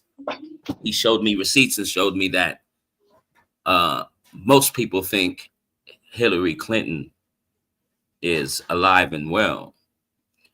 Hillary been gone for a very long time. Most people think Oprah Winfrey is still alive. Nah, she been gone a long time. And these operations that have been taking place right now, this is where I'm 50-50 right here, Santana, because I saw some receipts. But brother, and these just, yeah, go ahead. I've got 500 pages of receipts, and I'm sitting here looking at them as we speak, and I'm just saying, like, Jesus Christ, man, yeah, what is it going to take? You understand that? I understand. What if I told you right now that Moses, the frequency that we read in the Bible called Moses, is walking the streets right now? What if I told you right now, here's some positive news. Moses, Malcolm X, and Jesus are walking the streets right now as we speak. They are here right now. They never left. They never left. Because remember, whatever religion you are, all of us understand that all of this is energy. Mm-hmm. So energy cannot be created or destroyed, it's recycled. So when they killed that man on the cross, that energy just went somewhere else. When Moses died, that energy went somewhere else. When they shot Malcolm in the movie theater, that energy went somewhere else. Those persons are walking the earth right now as we speak. And I personally know where two of them are right now as we speak. We've always been the answer. The answer has always been here. But humanity has collectively made a decision. They've made a decision that my car is more important than all these children. There's a song called It Ain't Fair. A guy out of Chicago made a song called It Ain't Fair. His name is Bilal. Great song. He did a tiny desk on it. It's called It Ain't Fair. And one of the lines that he says is, people talk about old school something, old school thrills, but that old school shit ain't gonna pay my bills. And that's where we are. Humanity is a big, fat fucking lie.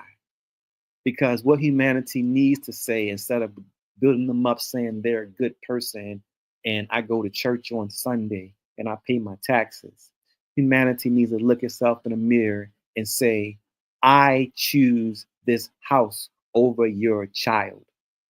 I choose this car over your child. I choose this job over your child. All of these things are more important than other people, and that is the truth. So we keep talking about the Hillary Clintons of the world, the Bill Gates of the world, the Faucis of the world. But understand, these people are allowed to exist because we have made a decision that having stuff is better than having people. And that's the answer. So it's not them doing it to us. It's us going along with it because we want the house, the car, the status, the money. And at the end of the day, it's always been about Operation Paperclip, 100%. You know how the Chinese, you understand what's going on in China? People talk about how the Chinese are so meek and they're so obedient. Well, understand that 30 million Chinese were starved to death. Do you understand what that looks like? 30 million people were starved to death. That's more than a population of Germany. They starved an entire country. 30 million people starved to death. So they beat down. I was in India 2 years ago, and they looked at me and I treated me like I thought I knew what racism was. But then I realized this isn't racism. This is a broken man. This is a broken woman. When the English went over and what they did, the East London Railroad, what the English did to the Indians, they still have not recovered. They still have not recovered from that. They've lost their soul. They've lost who they are. They tell you that when the Europeans came to America, and listen, this ain't white people, because I'm letting you know this ain't just white people. They told us a story about how there were natives scrambled here and there in different tribes, and the people were uncivilized. You understand, prior to Columbus, the Americas had 50 million people in it. The Americans were more populated than Europe. You understand that Ireland used to be all black, and they completely eliminated an entire people. There's people who don't live here anymore because the whole people were eliminated. This is evil beyond anything. You understand that these people who are doing these things, this is evil beyond anything. Man, also, YouTube is playing this game, so they're making me have an echo. But understand, they're getting all of these things from Egypt. You understand this reincarnation thing? Is anyone paying attention? You could see what they're doing. Atom 1993 is saying the Tasmanians. Do y'all know what happened to the Tasmanians? No. Well, check it out. Check it out. It's funny you mentioned that because that's part of what I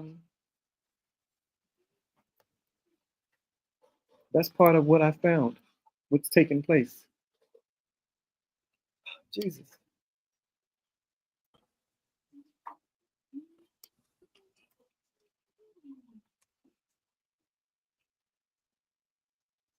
Please not remove this message. Is it showing up? Am I sharing? Yeah, that wasn't. That was terrible. That was terrible. And can you imagine North America being so populated with? Can you imagine North America being with people together with animals in the numbers that apparently there were? Yeah, we look at what's going on and see what they're doing. Look, we hear about Egypt. Egypt crashed, and we think that system just was over. No, it went to Rome. I'm sorry, first it went to Greece. And then it went to Rome. And then it went to the UK. And then it went to Germany. And then it came to America. If people would just look at these things and look at all of the deaths, and if people would understand that the system they're trying to put in place goes back to Egypt and the reincarnation. Man, if people understand how these numbers work, that we're in a numerical matrix. And for the people who don't believe in hell, where is a physical hell? There is no physical hell. It's a mental hell. We know we're in a simulation. The reason why if you don't know you're in a simulation, ask yourself one question. If you think that this is real, physical, ask yourself this question. For all of us who watch Disney movies for the past 100 years that Walt Disney's been making movies, we all remember Tinkerbell in the beginning of the movie flying around and putting her little wand on top of the Disney castle. Well, according to the world, the media, I'm going to show you something.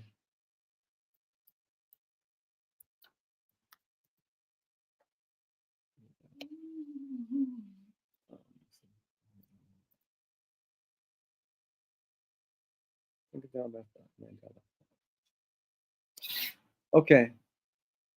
Y'all know that they're saying that what all of us remember when Tinkerbell used to fly in the middle of Disneyland and put her wand on the star. They're saying that that never took place. And they're saying that this never happened. You understand? They're saying that we're misremembering. All of us are misremembering Tinkerbell in the beginning of Disney movies. Everybody is saying that this never happened. But our system is telling us that this never happened. But all of us remember Tinkerbell in the beginning of all Disney movies.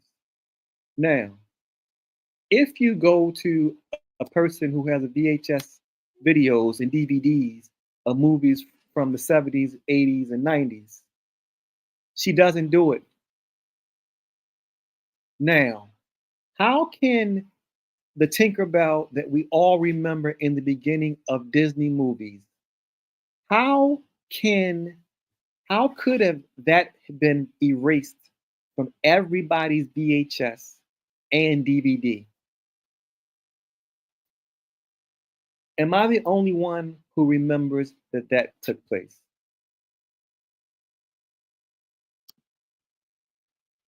Well, let me show you a video of it taking place, because understand, Disney and Google and YouTube and all of the powers that be said that this never happened.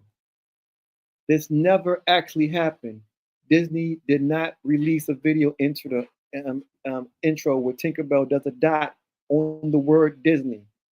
All of us remember that from all of the Disney movies.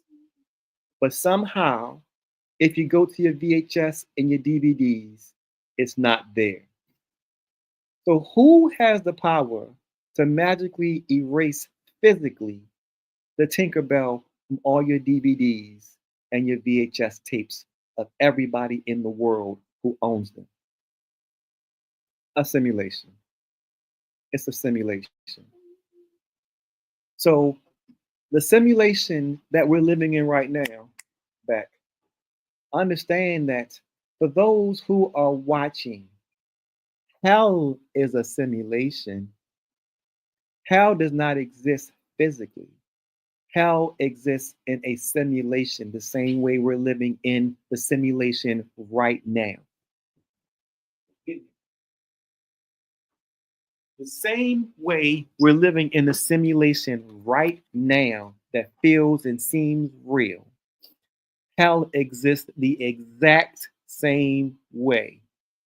Dante's Inferno will tell you about the 8 levels of hell and how people are tortured and punished. You can't visualize that. However, there's a simulation for it. You go to sleep at night, you have a dream, you're at a golf course, 10 minutes later, you're on a lake, 20 minutes later, you're in New York City, and it doesn't dawn on you that you were at a golf course 10 minutes ago. All of these are mini simulations. We're in a simulation and we are being tested. If you are who you say you are, prove it. Well, we have demonstrated we are hypocrites and we are nothing like we say we are. And we are getting judged for it. And understand that all of these mass killings that have taken place in the history, in the simulation that we are aware of, took place. Has anyone ever heard of the Berlin Wall? Anybody know what that is? Let me show you what the Berlin Wall is.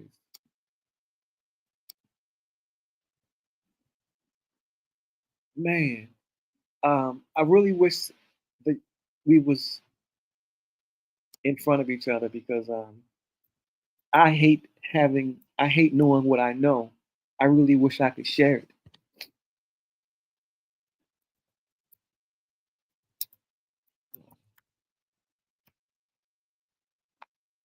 Berlin Wall. Sorry.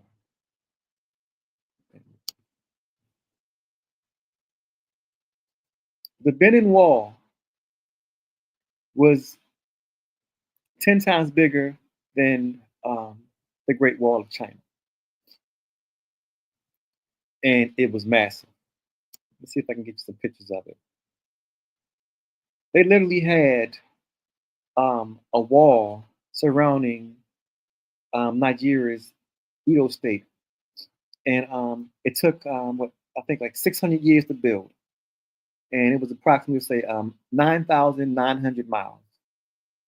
And the British when they came in with their beast system, of course, they destroyed all of it. There's very few remnants of the Berlin Wall. But I want you to understand that this wall they built, and this wall was, let's tell you how high it was in here. Let's see the height. Okay, 150 foot tall. You dig? So 150 foot wall, it could literally circle America 10 times. That's how big this wall was. And this was built in the 13th century by the Edo people of Nigeria. We don't know about that. But more importantly, we know that the Berlin Wall has been destroyed. But what you don't know is 50, 60 million people were massacred doing this. This beast system. And this beast system is still here. And it won't stop because we aren't stopping it. So all of that took place is supposed to happen. It's going to happen again with this course. America is cursed. And man, I just remember when we took on the Disney World. Yeah. And at the end, we went at night at the Magic Kingdom for the whole light show and Casper. The big deal was Tinkerbell coming at the end. Right. And Can you show the video? We got a video of it, don't we? Yeah, I did a whole tweet, but I'm talking about in real life. It really is. At Disney World, that is literally the high. I remember. We went to Disney World in 2010. Yeah. Yeah. Hold on, let me show you guys this. I've never been there. You ain't missing nothing. I went there the whole time. I said, baby, something's not right. This energy is terrible. He did. This energy is horrible. Something's going on here that's horrible. It's true. I can't explain it, but something really bad is going on here. Yep, it's true. That is exactly. Don't they have like a separate? There's an island like somewhere isn't there between some water? Oh yeah, that's abandoned. Yeah, I watched this guy break into there. Did you see that crazy video? Yeah, man. Yeah, that was crazy. Let me share this with y'all because I did a post on it. Let's see, is it sharing with you guys? Okay. Yeah. All right, so here you go. You see, you Google it. It's Tinkerbell in the beginning of Disney movies fake. Based on everything we know, this actually never happened. And you can clearly see right here. Play. Oh, here.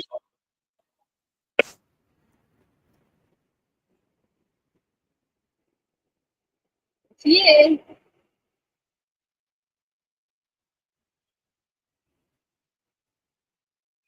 So somebody explain that. You know, explain that it's just ridiculous. So understand that they're telling us that we are misremembering, and I'm not talking just me. They're telling all of humanity. Oh, I got another one. Pull it up. They're telling all of humanity that never ever happened. But if you go to your DVDs and your VHSs, they're not on there anymore. I don't know how Ariel found this or who found this for her. Because I am Can You Dig This Woman? Stop playing. Well, that's exactly how she found it. Because that says it all. Here you go. We're in a simulation and we're supposed to act accordingly. And hell ain't nowhere that we're going to throw you into physically. But that place they're telling you about with fire and brimstones, that is a simulation.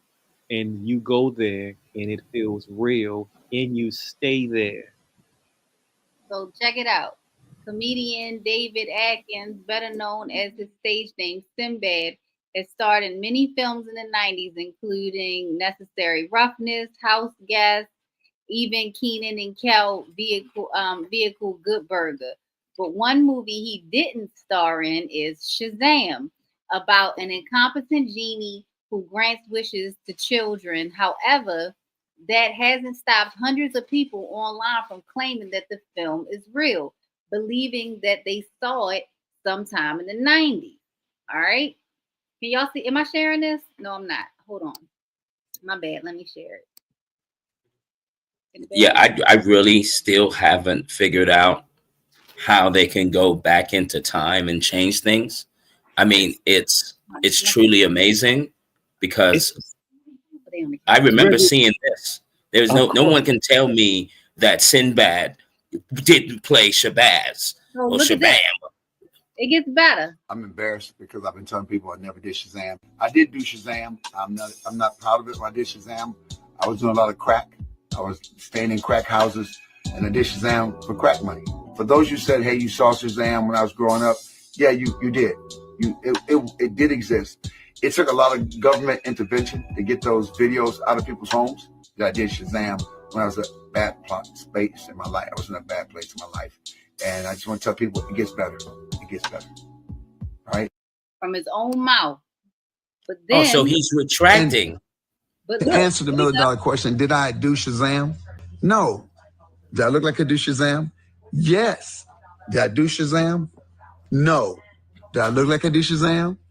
Yes. 1997. Welcome to Good Burger. Can I take your order? Yep. And then you do damn Shazam, right? No, it never happened. There's no Shazam. Wait a minute. The movie was a bad. No, they think everybody thinks Shazam is the Mandela effect. Everybody swears I did a movie called Shazam. Now think about this. How could I have done a? How could I have done Sinbad? Sinbad. Yeah, the whole genie. The genie thing turned into the Sinbad the sailor turned into a genie. So maybe it was a movie prank. Maybe it was a prank. Maybe they put. No, it was. Well, I put in April of 2 years ago, a couple years ago, with my son, we did a fake scene for Shazam on April Fool's Day. And nobody picked that up. That was a fake scene with a shirt that I wear on stage. Now, how? I thought it was Shazam. It started about 2008, 2000. I don't even know how it got started. I don't even know how it started. Then it got to the point. People remember the same scene. They only remember one scene, me and two little kids. They don't remember no other part of the movie. And everybody says, I watched it as a kid. I said, okay, all you people watched it, I would give 10,000. I put it online. I would give $10,000. Anybody can bring up the videotape. Everybody got fake boxes. They Photoshop boxes. Where's the tape in the box? Because everybody got these good boxes. So it's the Mandela effect. It's beyond that. It's beyond it because Mandela was in prison. You know, the Bernstein Bears, the Were Bears. There was never a Shazam. It was never a Genie movie. So this one has no basis on anything. To the point where people think I stole all the tapes back. Never thought it was Shazam. It started about 2008, 2000. I don't even know how. That it's like he forgot that he did this interview admitting that he was on crack. I'm embarrassed because I've been telling people I never did Shazam. I did do Shazam. I'm not proud of it when I did Shazam. I was doing a lot of crack. I was staying in crack houses, and I did Shazam for crack money. For those who said, "Hey, you saw Shazam when I was growing up," yeah, you did. It did exist. It took a lot of government intervention to get those videos out of people's homes. That I did Shazam when I was in a bad space in my life. I was in a bad place in my life. And I just want to tell people it gets better. It gets better. All right. So ask yourself a question. How is it? I'm embarrassed because I've been telling people I never did. How is it that we remember these things? We know they happen. We remember them, but we go to the DVDs and the VHS and they're no longer there. Did the government go into everybody's house and erase these things that we know we saw off of these videos. No, it didn't. This is a simulation. This whole thing is a test. And we are supposed to act accordingly. Definitely sorcery. It's definitely, and it's people, and it's we're supposed to do something when someone hurts a child. What?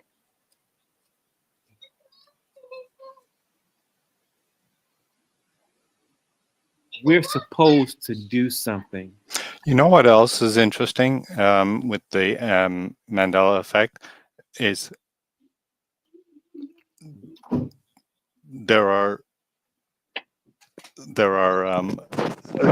always accuse or say you're misremembering. However, there is one effect that would render a historical event impossible, and that is the Captain Scully landing the passenger airliner on the Hudson River. If you recall, both engines were hit by birds and flamed out, and he made a glide landing on the Hudson River. Well, apparently it's well known in aviation that landing an airliner on water is one of the most toughest things a pilot can do. Well, he succeeded, and everyone floated and everyone was rescued. Well, the Mandela effect would render that event impossible because wings are now lower down on the fuselage, and the engines are lower to the ground, to the point of being lower than the fuselage itself. So if the airliner was making a glide landing on water, the engines would have hit the water before the fuselage and would have ripped the wings off.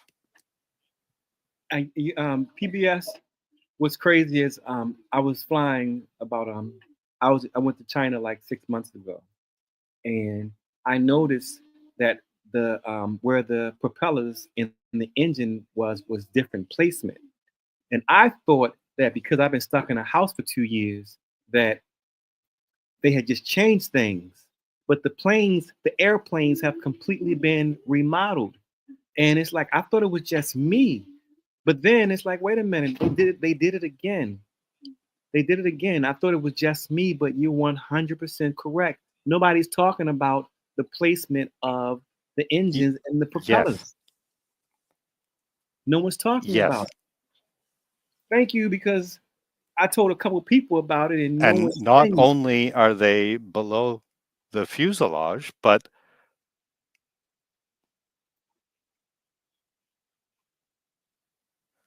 and sorry, Santana, there is some delay happening, but so not only are they below the fuselage, but they are positioned far forward of the leading edge of the wing. So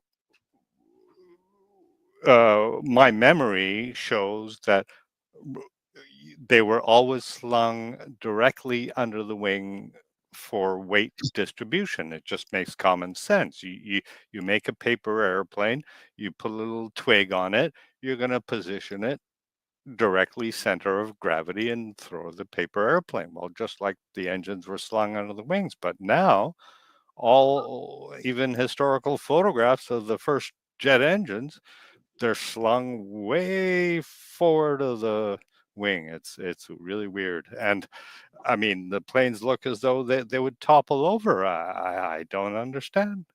And I was terrified.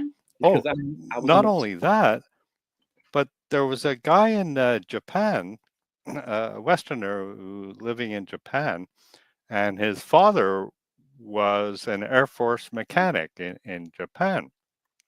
And this guy was talking about this engine Mandela effect. And he asked, and he even showed videos where they have infrared cameras of a plane landing at the airport, and the engine exhaust is like heating the flaps to the point of being like red hot.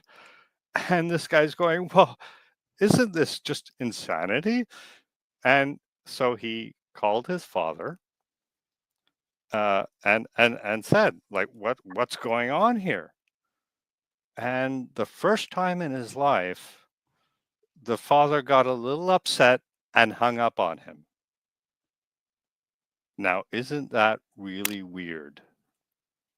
It's very weird, and I don't hear Very anybody. No one's talking about it. No, and I don't understand why no one's. I was terrified on the plane the last time because even and have you noticed how long the wings are now? The wingspans of planes are so much longer, and it's just like, when did this change? Because we are in a simulation. Our whole existence is a simulation. If you don't think we can do it, just go to look at the VR. The VR is doing it already. They've been doing it for years. We are in a simulation. And depending on how you behave during the simulation, would depend on where you're placed once you leave this vessel. And it gets to go to a simulation that's good, and it gets to go to hell. Like, people don't realize hell, we're living right now on this place called Earth right now, and we think hell is somewhere else. Everything is in the same place at the same time. It's just different simulations. So when people talk about fire and brimstone and fire breathing dogs and three-headed dogs, that's a simulation.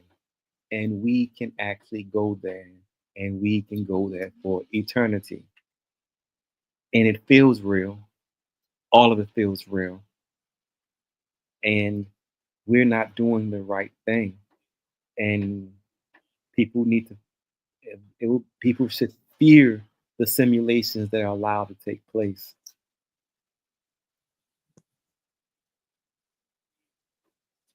You know, that's kind of deep that you mentioned. Well, what you're about describing, the airplane. Santana, mirrors almost exactly the.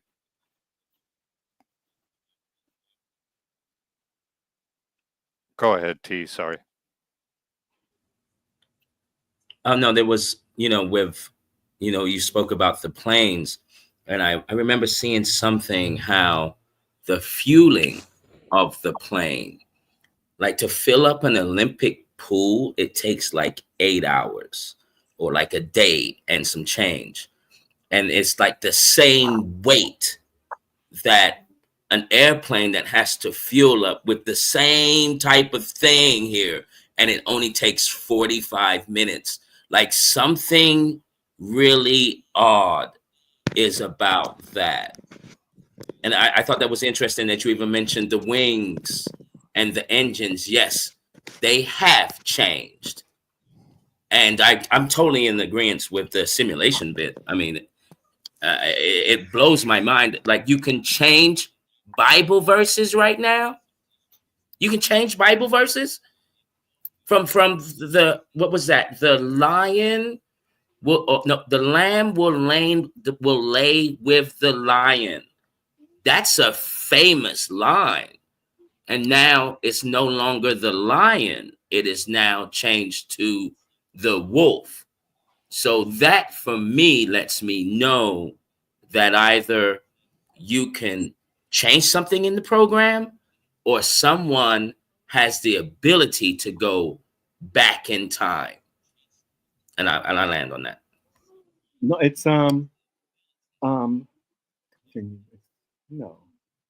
not accepting that. Can you tell it? Okay, so this is the plane. This is a plane today. Now, do y'all remember planes looking like this? This is the planes of today. Does that not? Do we remember growing up and living with planes like this, where the engines and the wings were? Does this look different? This should look different to everybody, because these aren't the planes that I remember. But they're here. All of them like this now. So there's something going on, and the way it's able to continue is with this 170,000 people dying every day. And I'll give you a clue. They're able to make their changes during trauma. You understand? They're able to change these things during traumatic events. And that's why these things are changing.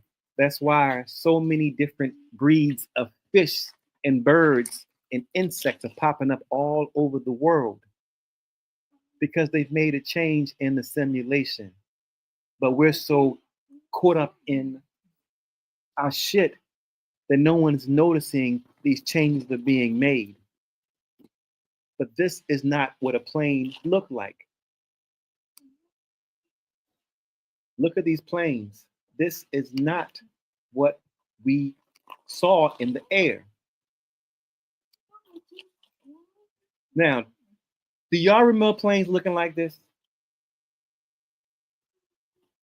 Who remembers the planes looking like this? Never. But these are the planes that we're flying on. Yeah, this is not it.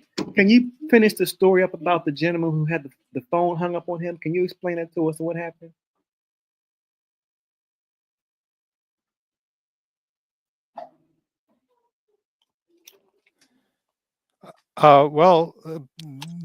So his father was an Air Force mechanic, and he hung up on him for the first time in his life, and they never really discussed the issue again.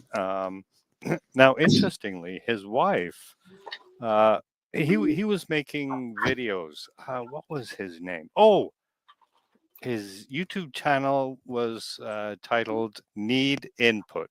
Anyway, so his wife would just kind of tolerate him, oh, you and your conspiracy videos, and she would go on about her work.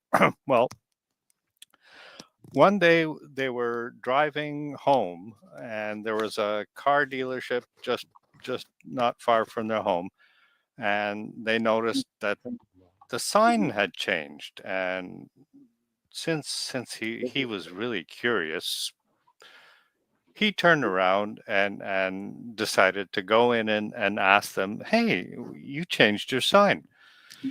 And the salesman, now this is all in Japan, but the salesman said, no, we haven't changed anything.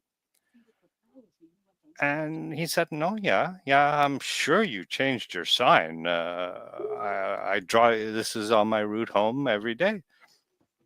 And there was an exchange, and finally he brought the guy outside, and the guy's jaw dropped. And I forget the details, but they left. The wife remembered the sign changing, and she changed her mind about her husband and his conspiracy theories. But yeah, no, I don't remember. I don't think he. Oh, the other really really weird thing he reported, Mandela effect, is the ferry trip from Tokyo to Busan, or the mainland, was an hour shorter. Now, how that doesn't get to the mainstream consciousness, I don't understand. But if I may just add this one other thing, I had noticed things in society, how people were brainwashed and believing lies and this and that. And then 2017 came along, and the solar eclipse. And 2 weeks, you hear about the eclipse, and then, of course, you can buy the glasses if you're in the path of totality, and, the big hoopla. And they're saying the moon's shadow is going to travel across the continent, from Seattle and arc downwards. And I thought, what? And I thought, wait a second, they've got it wrong. They must have misheard, or I misheard. And But no, days passed and everyone had it wrong. And I thought people were insane. And the day would come and I would be proved right. Well, the day of the eclipse came and I was not proved right, even though I knew I was right. The moon's shadow traveled in the wrong direction. It traveled from west to east.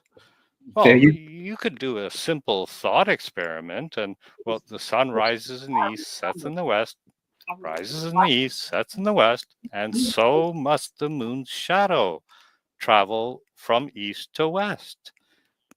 And yet it came and went. The day came and no one talked about it. I confronted a retired school principal and started talking, and he's, the usual response, oh, well, I'm not an astrophysicist space scientist or whatever. And I said, you don't have to be a scientist, you just have to do a simple thought experiment. This is the world in which you live. And he got nervous, changed the subject, and I didn't want to press the emotional issue, but yeah, no, really weird stuff. That year, PBS, it was actually 2 eclipses that took place, because I was in Maryland at that time, and we had totality in Maryland. And after it went there in Maryland, and I can't remember what state it was, but the people watched the eclipse happen and they said, oh my gosh, it's coming back. It's coming back. Like, and then you can't find it nowhere on the internet or anything like that. And I'm like, when I talk to people about it, nobody remembers. But I remember the people roaring again, because it was 2 eclipses. That 2017 eclipse you're talking about.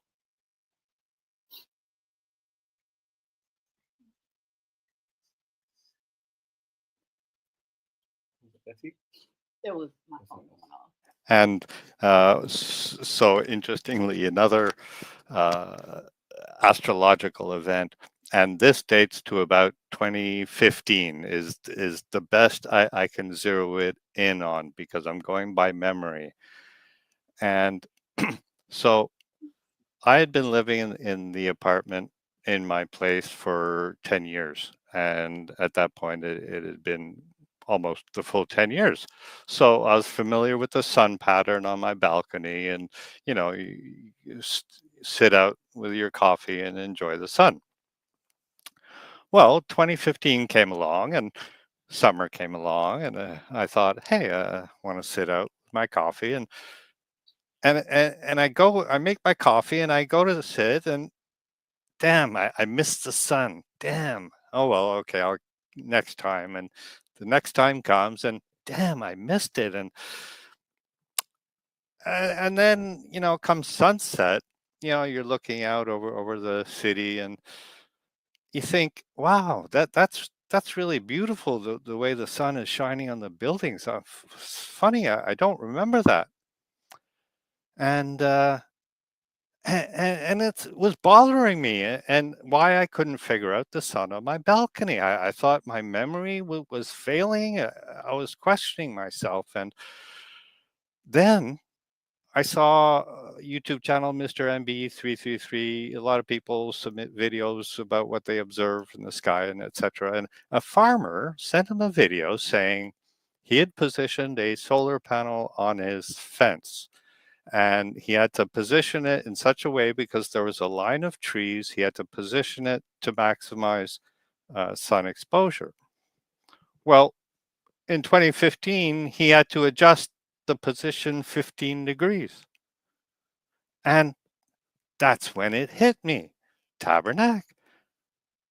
The sun, the arc of the sun had shifted its arc 15 degrees. And that's why I'm getting less sun on the balcony. And so my upstairs neighbor, she was a green thumb and had plants on her balcony, and we had spoken. I said I didn't mind her watering her plants, and so I met her in the elevator, and I started talking to her. It's a very delicate subject. You don't want people to think you're crazy, and so I'm just gently introducing the subject, and right away she says, I'm getting less sun. And I said, yes. But she wasn't, she didn't have a scientific bent to make the astrological connection that either one, the Earth's orbit shifted, the tilt of the Earth shifted, or something else weird happened. And so I started talking to my mom and telling her about all this and all the details. And I finished the story, and there was a silence. And then she said, I'm getting more sun in my apartment. And then the next time I visited her, I noticed that, yeah, this building was arranged such that, it doesn't get too hot in the summer. But now these apartments are getting much more sun. And then I go talking to other people, of course, only people who may be open to strange ideas, and they're few and far between. But a couple of them, came back a week later. Yeah, I noticed the sun changed in my home, but only after I prompted them about it. And only if they had been living in the same place for 10 years, because you would need a point of reference to remember a shift in the arc of the sun. And there was another couple who were quite awake, and I talked to them about it, and they had been living in the same place, but they just couldn't put it. And I finally figured out that they had an overhang across their entire home, so the sun was always somewhat obscured. Anyway, yeah, weird stuff. And that was 2015, and yeah. Well, just know that trauma, they traumatize us, and we don't see what happens. They traumatize us, and we don't see what happens, and that's how they're able to get away with these things, because they have to traumatize you. But this is a simulation, and you're going to, the next simulation you go to, you understand that it's with the flower of life, it's kind of explaining to you that it's a continuous thing, and it comes to you leave when you die in this physical place. Life goes on, and you just go into another simulation. And there's some simulations that are literally hell. Hell is a simulation. Heaven is a simulation. All of these are simulations. And when we don't act accordingly, we fall further into this beast system, and we'll go into a beast simulation for not doing your purpose. And I don't think that people understand that. That's why things keep happening. And that's why we're stuck. And we've been stuck for 6,000 years. And that's why the play button is a pyramid shape. That's why everything has a pyramid shape to it, because they're using the old Egyptians,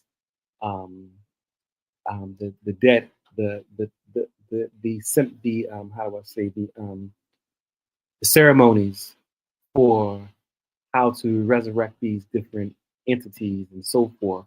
They know the numbers and the math on it. There's a mathematical equation on when a person dies and when they get to come back. And they know these things. That's why it's so important for them to kill people in the manner that they kill them.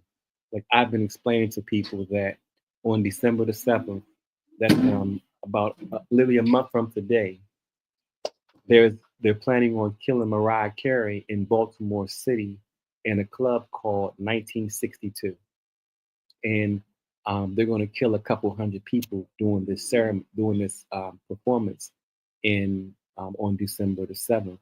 A month from now, Mariah Carey, they're going to kill her because there's a mathematical equation on how the energies get recycled.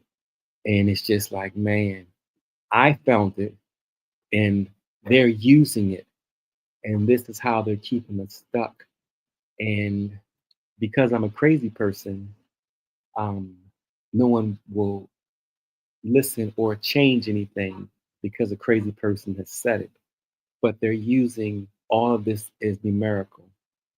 You know that all of the words, numbers, the word count in the Bible is 7 times 7 times 7 times 7. 7 to the 7th power is the word count in the Bible. When people are reading the Bible, you don't go to church to understand what's going on in the Bible. You just look at the numbers. All of this is a mathematical equation. And if you understand the mathematical equation, you know who and when is going to do what. And mathematically, this is why these things happen during these times. It's not an accident that Spanish influenza took place in 1918. It's not an accident that COVID came around in 2019. They're using a mathematical equation.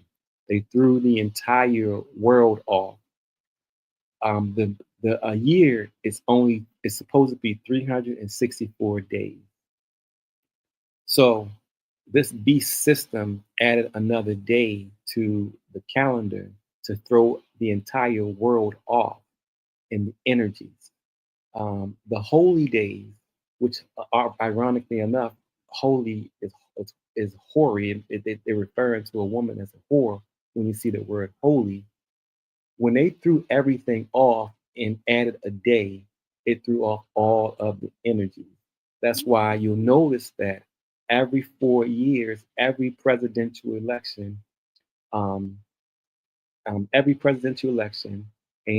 the Olympics, they have a leap year. The leap year is to help accommodate the extra day they added, giving us this 365-day calendar. And that one day has thrown everything off because we're pledging our energies to these different things on the wrong days. And that's how we're screwed up. So I went to California about 3 years ago, and the folks up in Compton tried to murder me in Compton. The Black Panthers and the NAACP. Some folks who work with them tried to murder me when I was in Compton. And to get out of Compton, I just drove, and I drove to Arizona to run away from the folks who were trying to murder me. I get to Arizona and I didn't know where to stay, so I went to a Greek monastery. And I got to the Greek monastery and asked them if I could stay a night or two, just because I wanted to learn about more of the culture and the religion. I was really going there for my protection because I know that whoever was trying to come after me, even with the police, they weren't going to be so bold as to come inside of a monastery because we know the church is powerful. And the abbot came to me and told me that if Malcolm X would have come to with the Greeks and worked with the Greeks, he would have been successful. But he was unsuccessful because he went with the nation, and Malcolm wanted to fight. He wanted to fight. And he said, we, the Greeks, we never fight because we control the clock. And as long as we control the clock, we control everything.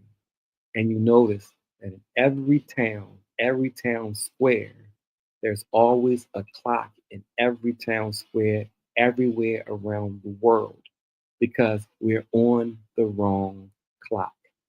And they're keeping us off of our proper frequency and are able to put us on these different frequencies because the clock is wrong and the calendar is wrong.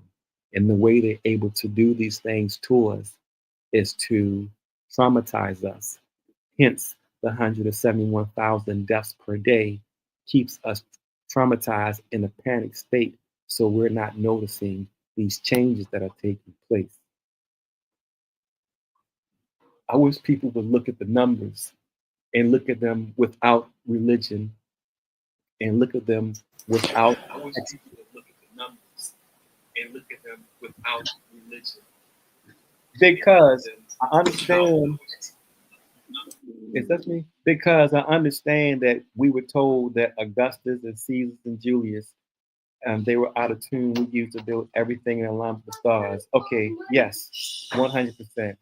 100% we are, but literally, it's okay. It's okay, PBS brother.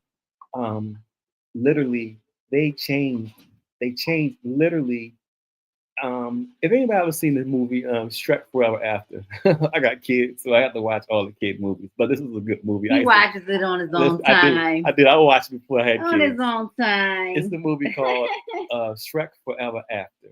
It's like the 4th installment of the Shrek movie, and Rumpelstiltskin was the evil villain in the character, and he was able to change everything about the world by stealing one day out of Shrek's life.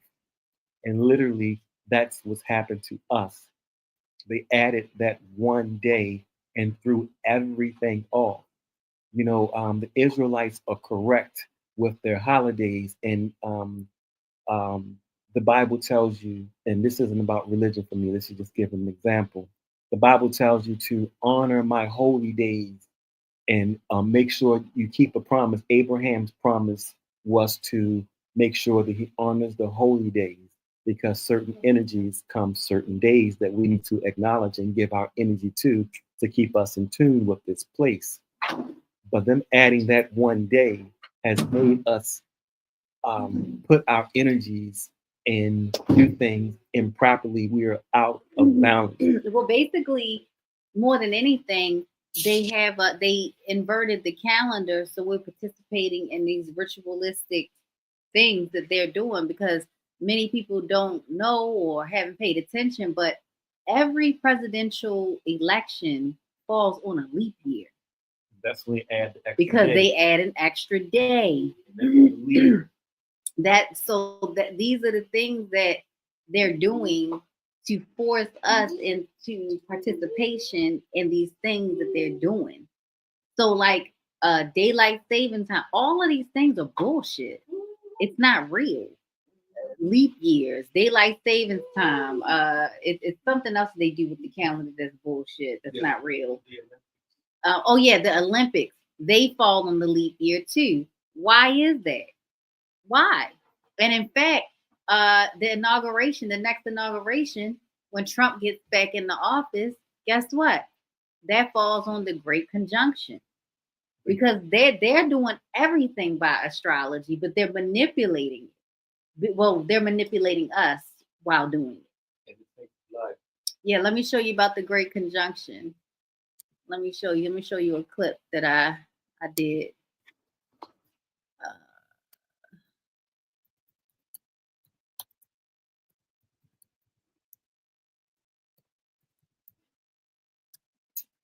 Yes, my references are movies. Go ahead, PBS. Go ahead, PBS.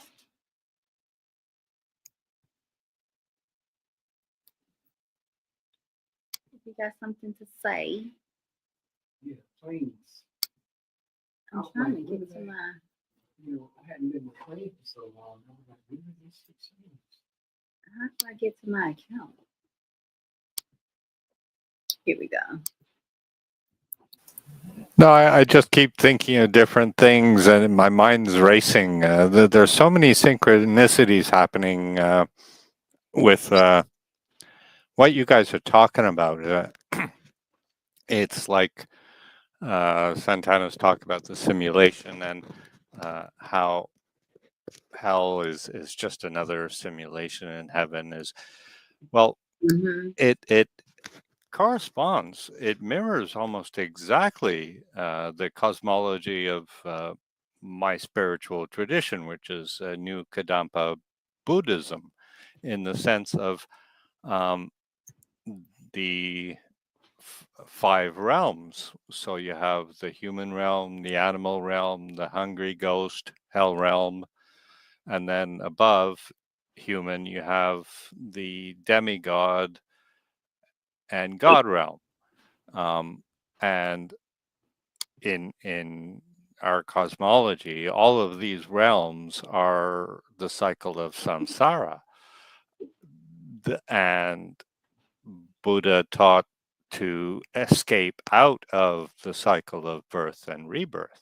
And depending on what we do in each realm, it determines your karma and determines your next rebirth, in which realm you're reborn. Now, so yeah, interesting stuff. And your talk of simulations and other people controlling it. Well, also in our cosmology, all is mind. So everything is appearance to mind. Even our bodily sensations are appearance to mind. So all these realms are appearances to mind. So other people bending or controlling time or keeping us in loops and using sorcery, numbers and sacred geometry. I don't know. It's happening, but yeah, I can't make sense of it. Well, it's our job to get together and try to figure it out. That's kind of like what the whole thing is. We're supposed to connect. That's why they didn't want us talking and communicating before, because they know that if we're talking and communicating and connecting, we'll figure it out. Because everybody's got a piece. And we are humanity is desperately trying to get back to the light. Our souls are trying to get us back to the light, because the light, the source, the creator is light. Not the light that we see up in a light bulb, but it's a light being. And we are light beings, and we keep getting stuck in these loops from our deeds and our behavior. And I want to prove to you that light is, I can show you, pull that video, show that what you call them. Okay, I'll show that for you. Okay, guys, so this is what takes place. This is what's taking place on the inauguration. Another time in the age of wonder. 1,000 years ago, this land was green and good until the crystal cracked. For a single piece was lost, a shard of the crystal. Then strife began, and two new races appeared, the cruel Skeksis, the gentle mystics.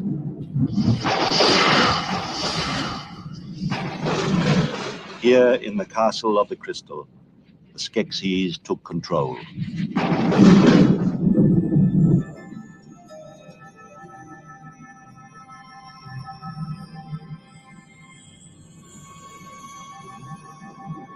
Now the Skeksis gather in the sacred chamber, where the crystal hangs above a shaft of air and fire.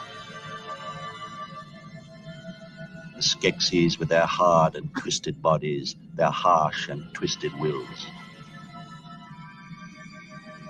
For 1,000 years they have ruled, yet now there are only 10. A dying race, ruled by a dying emperor, imprisoned within themselves in a dying land.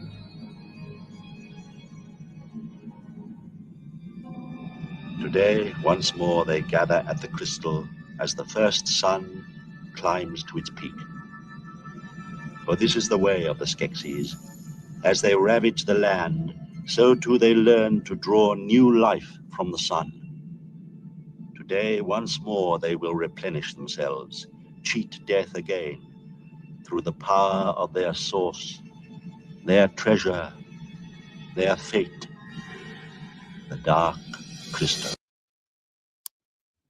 What's it for? Is that what you want to know? You want to know what this is all about? Is that it, Gelfling? You don't know?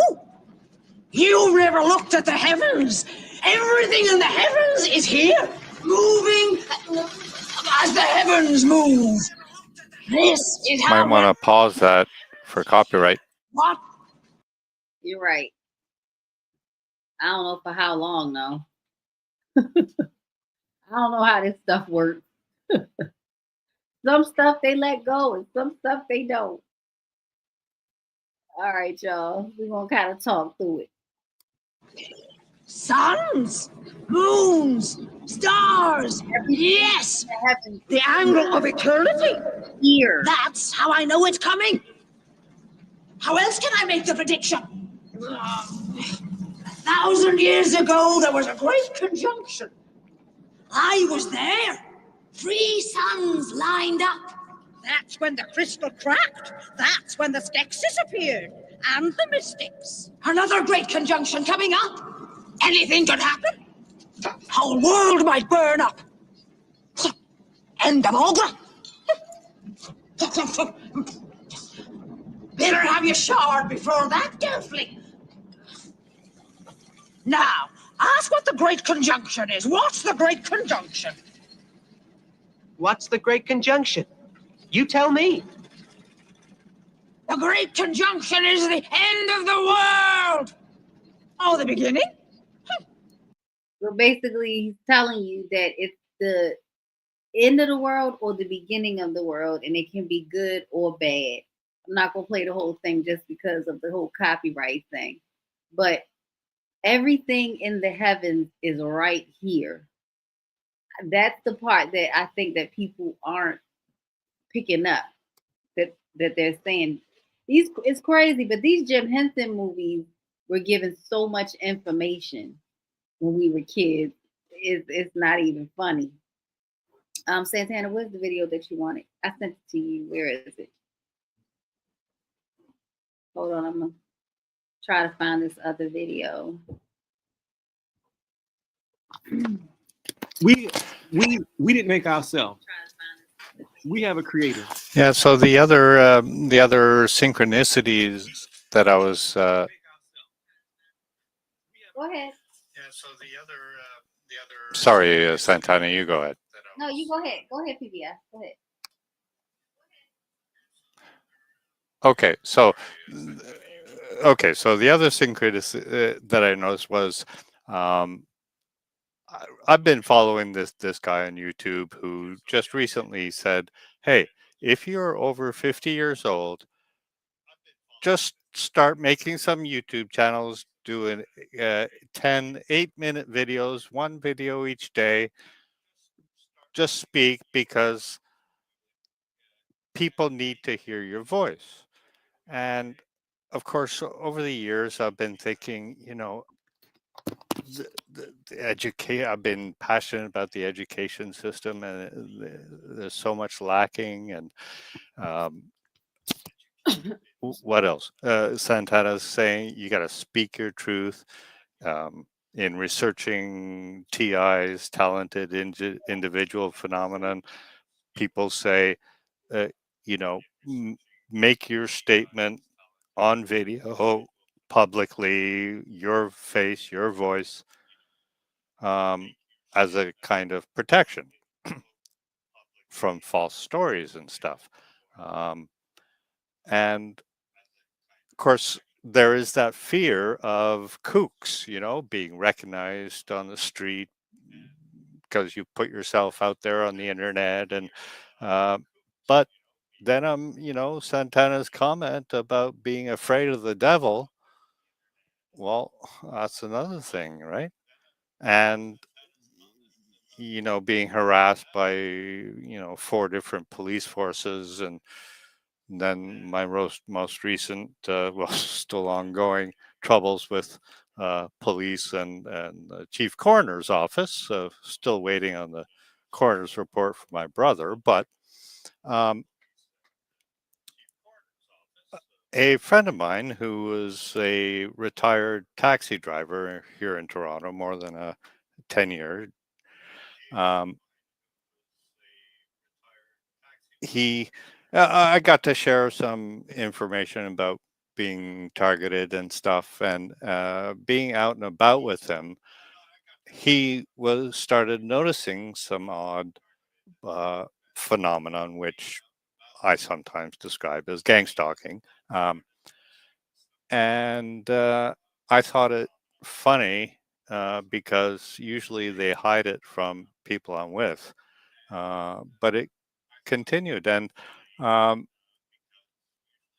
then the issues with my brother's death happened, and I asked him for a lift to the liquor store. I needed some wine to settle my nerves. And so he gave me a ride, and I'm used to the usual gang stalkers, but this one was different. Now, I had already discovered evidence which led to indicate my brother was a victim of predatory medical recruitment practices and medical testing, which probably resulted in his death. But anyway, so this guy followed me into the liquor store, and at the top of his voice, looking directly at me, he's shouting / singing, knock, knock, knocking on heaven's door, looking directly at me, doing it the whole time I'm in the store. I check out at the counter. He's right behind me, still at it. I tell Buddy that, who's waiting in the car, what happened, and we get back. Oh, just to go back slightly, he visited me one day and was slightly agitated. I stayed quiet. He starts telling me that the day before he was driving in the city, and he's retired now, but he was a taxi driver, and he said this car did this thing, and then another car did another thing, and this happened and that happened, and because he was he knew he was a cabbie, he did this, that, and he came face to face with one of these people. He hit his face, and he was really agitated about the whole thing. And when he was finished, I said, well, guy, I said his name, but I said, well, what you just described is a phenomenon I'm very familiar with it, and I refer to it as vehicular gang stalking. And I said, well, you're a pretty devout Christian, and Christians are targeted these days. And he said, no, it's because of you Freemason, and all you. Blah, blah, blah. And I thought, oh shit, because that's the death knell of a friendship, right? Because no one wants to be associated with this really dark stuff. But he remained friendship. And I was surprised, and pleasantly surprised, a man of integrity. And then this liquor store thing happened some months later. And we got back, and he says to me, you're stupid for going after Toronto police over the death of your brother. Well, without knowing me, without knowing him, without knowing my brother or the context, just that statement on the face of it is pretty screwed up. Well, that was the end of that friendship, but I continued hesitantly, and family and friends would say, hey, and you should step back. This is getting pretty serious. Are you sure? Even a spiritual teacher had said, if you continue with this, certain consequences you may not want may happen. And of course, I knew all this, and there came a time when I considered stopping my investigation, my pursuit of police and hospital and coroner. And when that decision happened, it was like my vision turned black and white. And it was like I felt an internal chill. And, I was sipping my coffee. Taking a sip of coffee required a kind of effort of will. And I knew that if I had stopped my investigation, that my life from that point forward would have been an attempt to recapture that enjoyment of life that ended that day when I made that decision. And that day was dark, and it was sometime when this light bulb went off. An act of God, some would say. I would say an act of an enlightened being, and an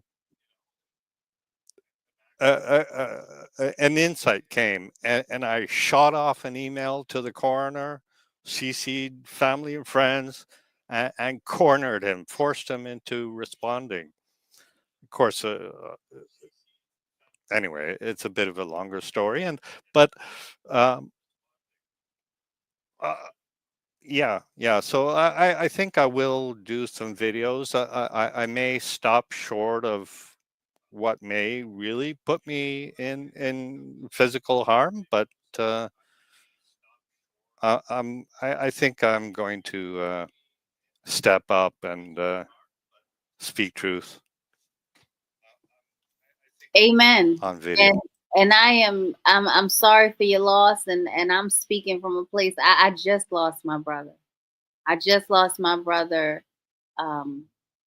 June 10th, but he basically was leaving May 27th.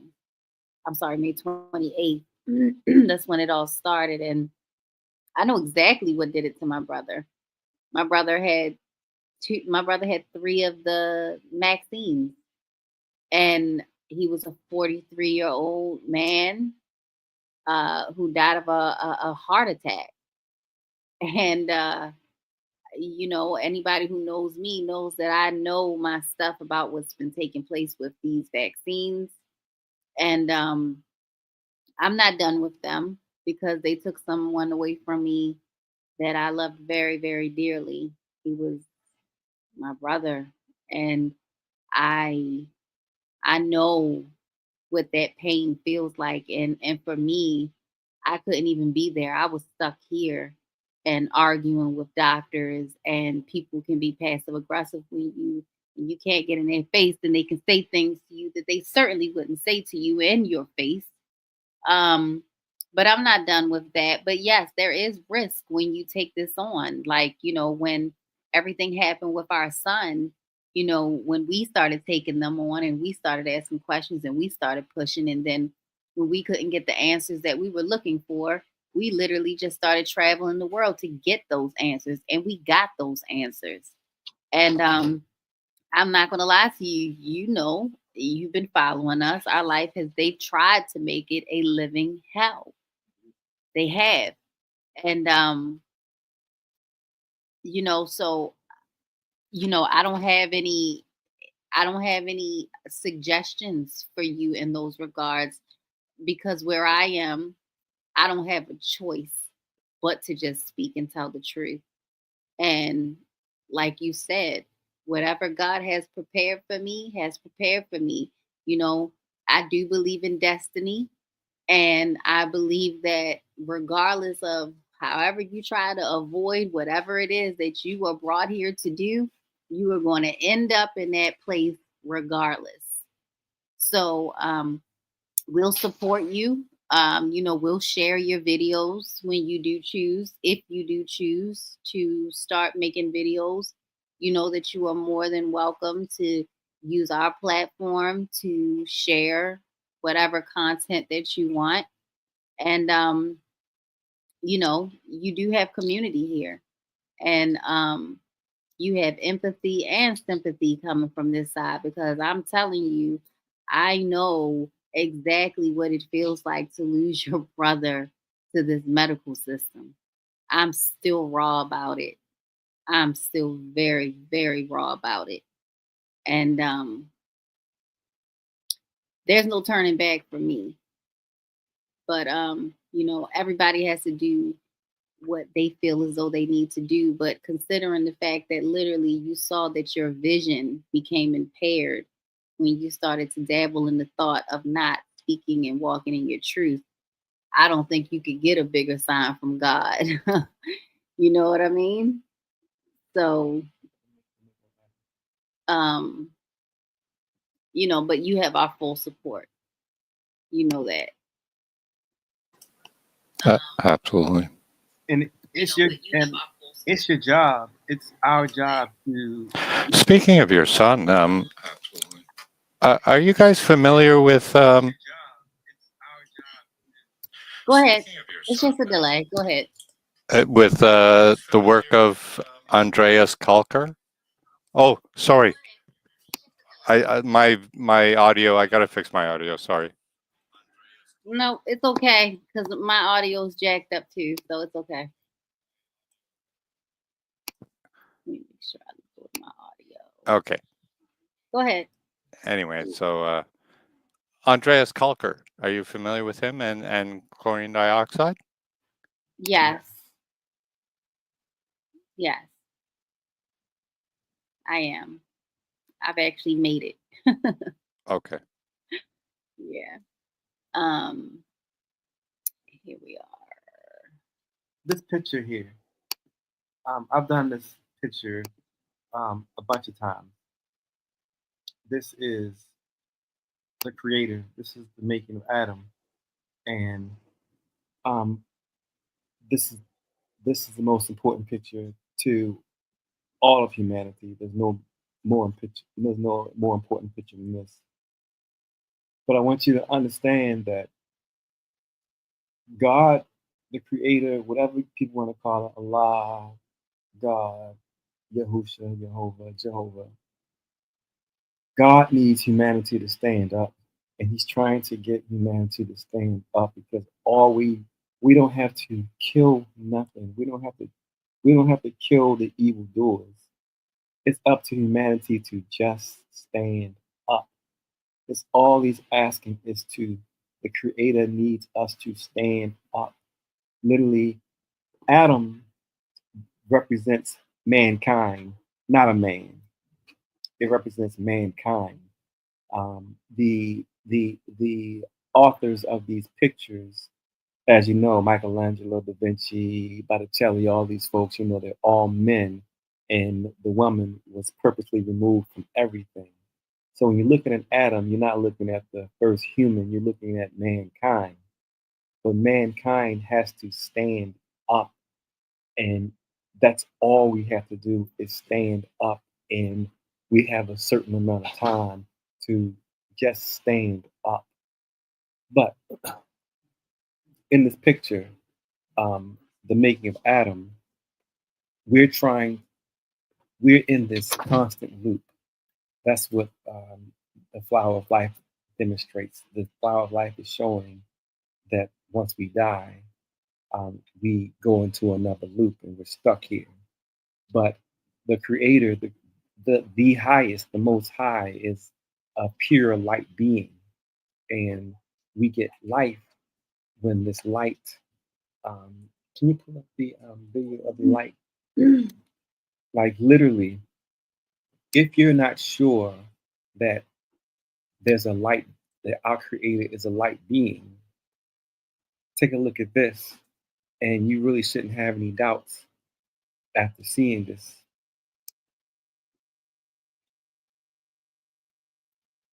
This is literally showing you when the spirit, physically, when the spirit comes into us, this light being, we're being recycled and used, and it's the same things over and over again because we won't stand up. But this is an egg. It's a fertilized egg.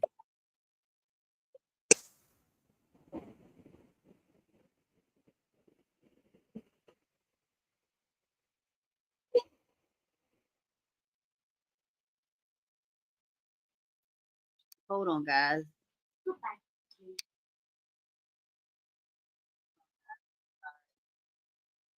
I'm trying to share this, but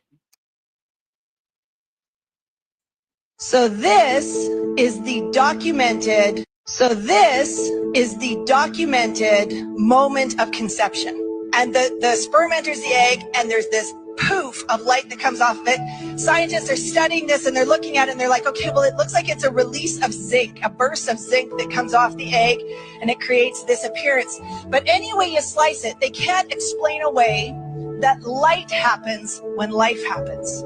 Is that amazing? Light happens when life happens. So this is the... So literally, this is our birth. This light from the Creator is what gives us life. And the Creator, from you look at the making of Adam, you'll see that the Creator is trying to get his children back. He wants Adam to stand up. He wants mankind to stand up.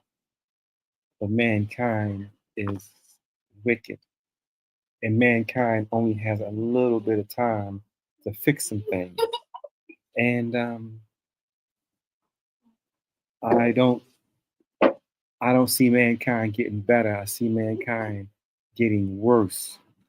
And it's up to women to fix it. Women have been, John Lennon had a song, then John Lennon had a quote. He said, women are the nigger of the world.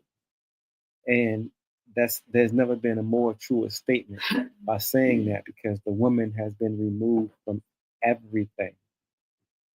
Yahweh, wife, is Ashura, and everyone talks about Yahweh, and of course, Yahweh is the creator. We're not going to dispute that. But Ashura is his wife who created with him, but no one knows her name. They removed the woman, and man wasn't made first. The female was made before the male.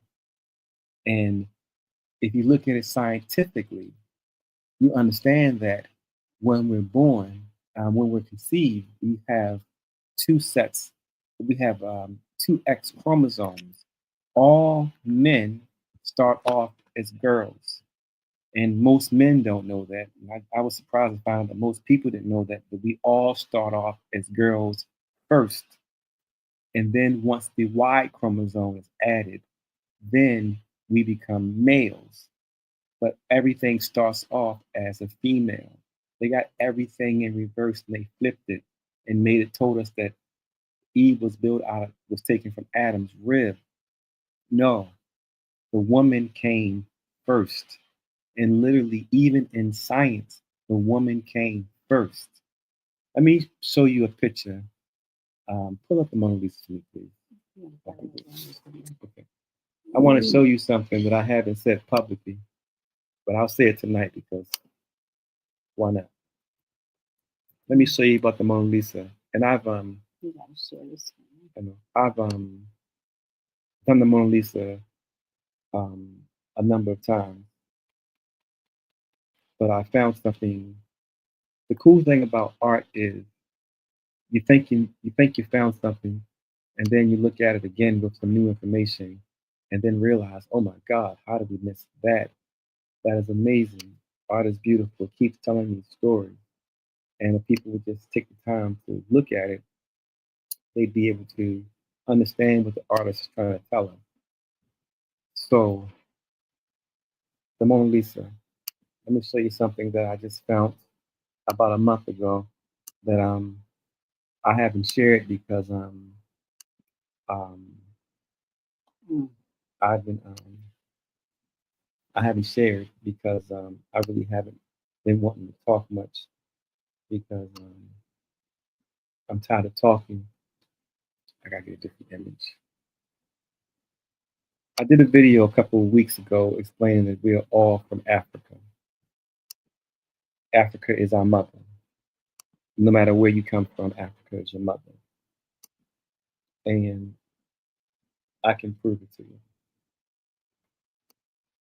And this is the Mona Lisa. Let me just get a good picture of her. Why can't I find a good picture of the Mona Lisa?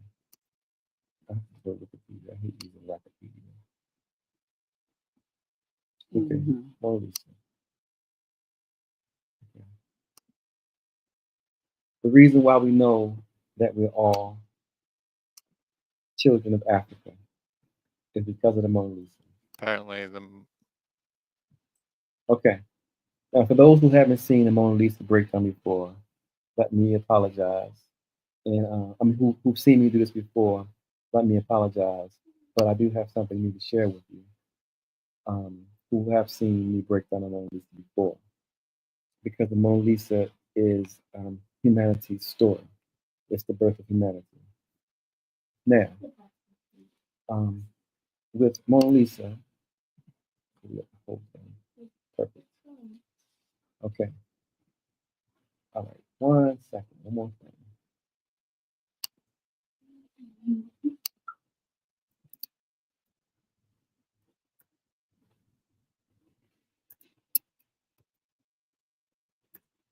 One second. I'm pulling this up for you, but this is something I haven't shared with anybody other than Mrs. Kimmy Diggett. My boy.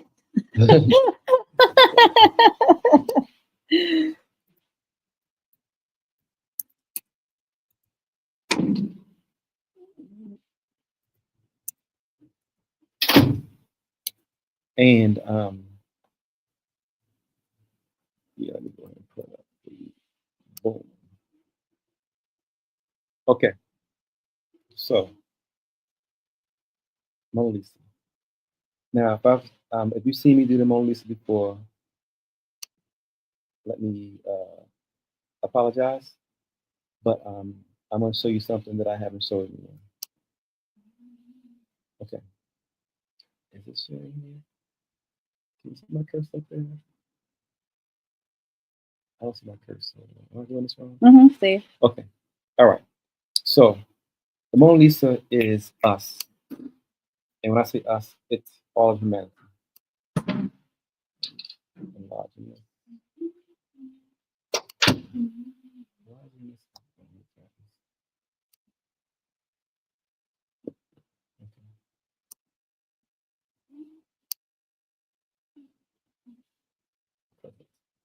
Okay. All right. We start up here. And there's an X right here. I'm encircling an X right here. Can you guys see that X right here? I'm encircling the X. And there is an upside down Y right here. This upside down Y. And this is a woman's face here. You see the nose, the mouth, the tongue, the jaw, and she's in labor. This is her belly right here. So this picture is trying to tell you that this woman who's in labor, having her labor pains, this is her belly, and all this is blue. And you see this is ice, and this is ice crystals, and all this is ice back here. I guess like the ice mountain or whatever. The ice melts, and then the water breaks. And this is what you see here, the water breaking right here after the ice melts. And if you follow the path, you'll see that this water is breaking. It's still blue, and it goes down this path. And here, you see a Y, and you see it's red because we start off with the two X chromosomes, and once a Y is added, it turns into, from a female, females are born with two X chromosomes. The Y being added to it turns into a male. Well, you see the Y here. Well, once the Y chromosome is introduced, you see it's turned from the blue to the red. And you keep following this path, and you get to Mona Lisa. And you'll see that there's a bunch of Y's on everything she has. You don't see any X's, you just see Y's everywhere. Everywhere, everything is Y's and no X's. He makes his business to make sure that none of the lines cross, because any of the lines crosses would create an X. And he's trying to show you the Y, because the Y chromosome's been added and made a boy. And you look at Mona Lisa's hands, it's not shaped like an X, it's shaped like a Y. You look at the sleeves, everything's a Y. You count Mona Lisa's fingers, 1, 2, 3, 4, 5, 6, 7, 8, 9. It represents the 9 months of pregnancy, because this is the birth of humanity. This is humanity's story. This is why the Mona Lisa cost $770 million, because it's telling us our story as humanity. And you keep seeing the Y's present, because the Y chromosome has been made present, which makes this a boy. But what I found about a month ago, and looking at the picture, I tried to figure out who is this woman. And I took a close look at it, and I recognized the jaw, the tongue, the nose, the mouth, and the nose.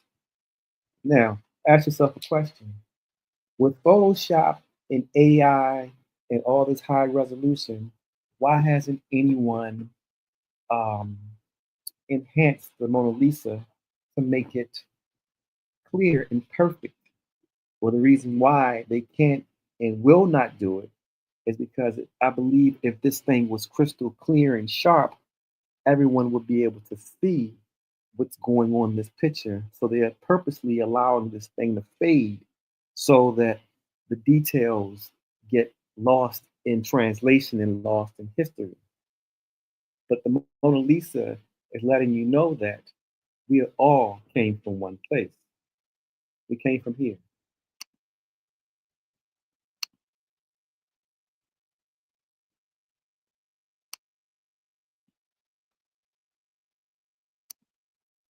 This is our mother. No matter where you came from or how many generations, this is our mother. I want you to notice that here's the mouth.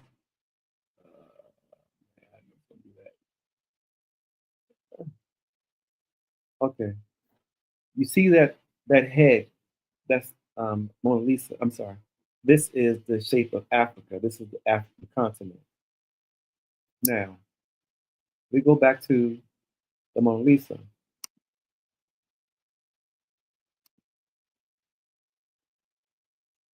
And I want you to take a look at that.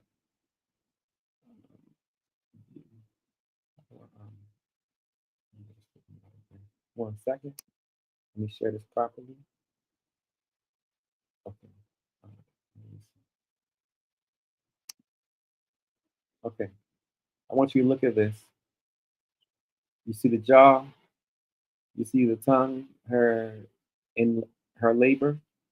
You see her mouth. You see her nose. But also, there is your horn. This is the horn of Africa. So they're telling you, Da Vinci is telling you that the birthplace of humanity and the birthplace of all of us, white, black, Chinese, Indian, Mexican, Filipino, everything, our birthplace. This is the horn of Africa. And this is the nose, and this is the mouth, and this is the Mona Lisa, and this represents the birth of humanity. So what's crazy is, despite how divided and stupid and selfish and hypocritical we are all related. And man, how life would be if people treated people like we were related. But you look for it for yourself. But here is the horn. This is the horn. Nose, mouth. Top lip, tongue, bottom lip, chin. And this is the horn of Africa. This is what you're looking at.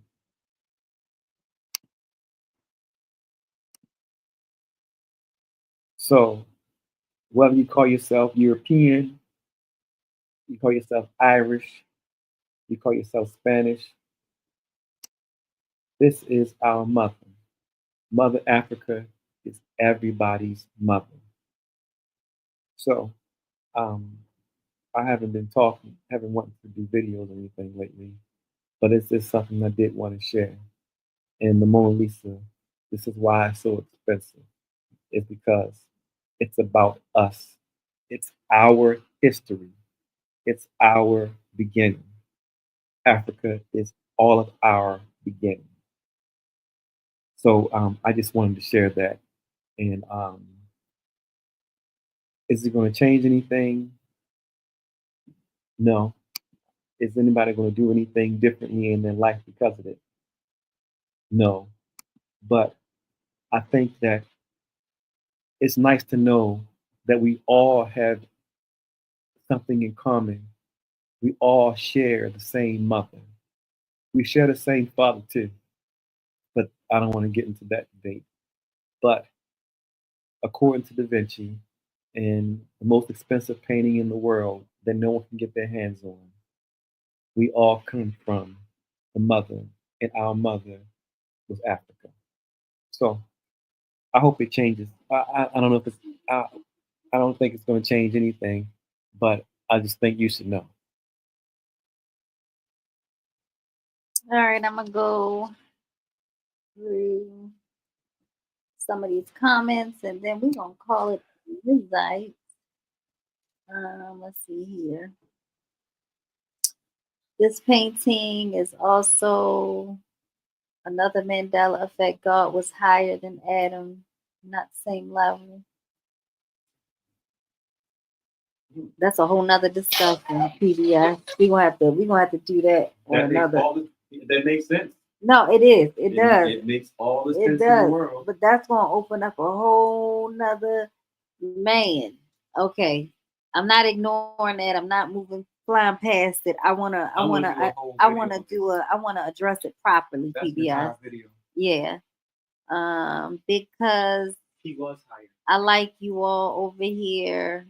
It's like reality radio, a good form of entertainment. It's very interesting. It can dig out things that interesting in all of us. Thank you. I appreciate that. Because this isn't what me and Santana do. We're not really podcasters or whatever you would call this.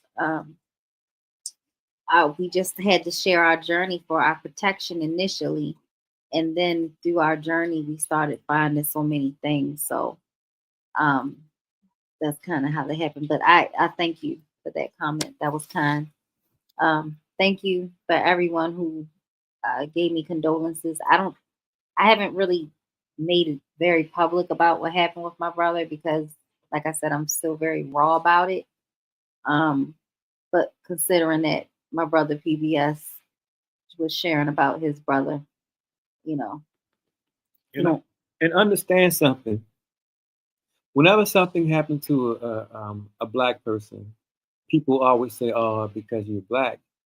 But I want you to understand that Charles Manson was a white man, and they tormented that man, and he didn't kill anybody.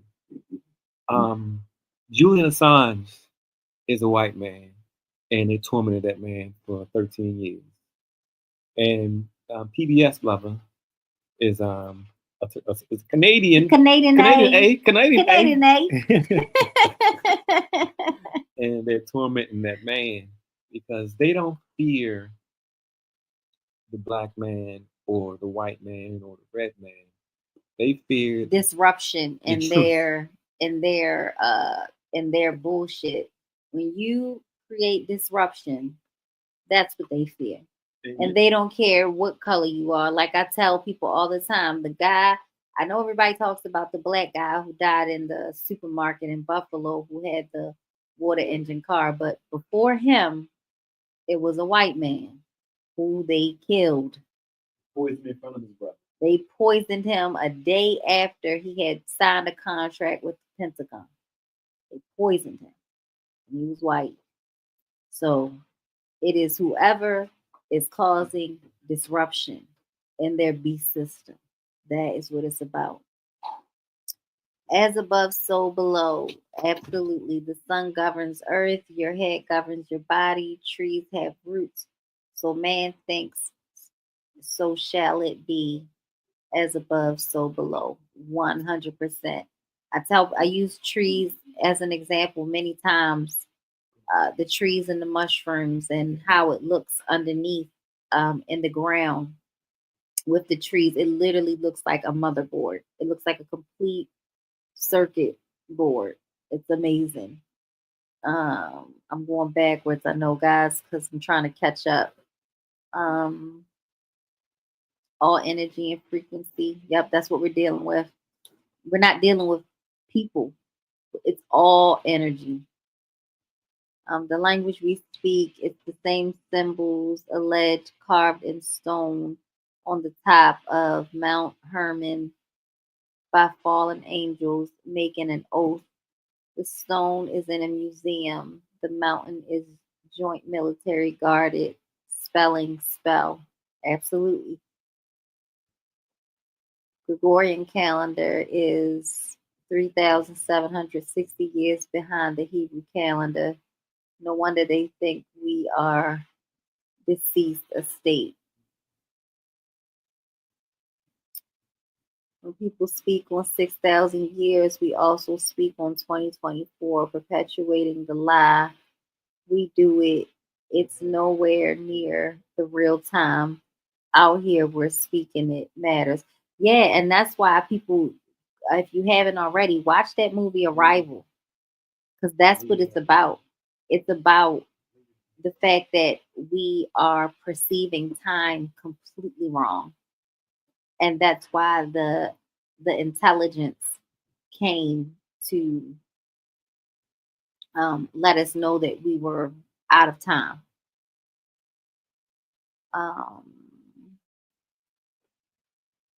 Let's see. PBS, you can jump in anytime if you want to end off with anything, because we want to shut this thing down. Feel free.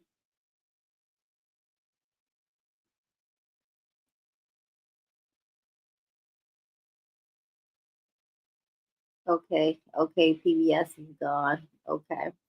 All right, guys. So we're going to shut this down. Thanks everybody who's been hanging with us. This stream went far longer than I had expected. But I did want to give you guys an update. Oh, I think Santana got rid of my tab.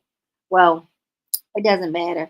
No real update has really gone on in regards to the monkeys. Just be safe, like I said, if you are within those areas of that bio lab. That was the purpose of this stream. Whether it's monkeys that's actually on the loose or not, just be careful and just know that they're always up to something. So what about the missing garbage bin? They brought it back. They brought it back like later on that evening. Very bizarre. Very, very bizarre. Very bizarre stuff. They built 2 houses beside a house on the left side of the house. Huh? They built 2 empty houses next to Oh, okay. They built 2 empty houses next to us. There's 2 empty houses right next to us. No one lives in. But so, They're having their fun with us. And that's another thing. Like all the wasted resources that they're using for this family, who literally we don't even leave the house unless like we're taking the kids outside to get some sun and stretch out or whatever. But like it's ridiculous. They could be using that money to look for the kids, especially considering down here that they're literally coming from down here up to America and vice versa. So, yes, much love to all of you in the chat. We appreciate you. We appreciate your time. If any of you guys have any information that you would like to share, y'all have our email. It's today, can you dig it 1111 at Gmail. You can email us anytime. And until further ado, can you dig it out?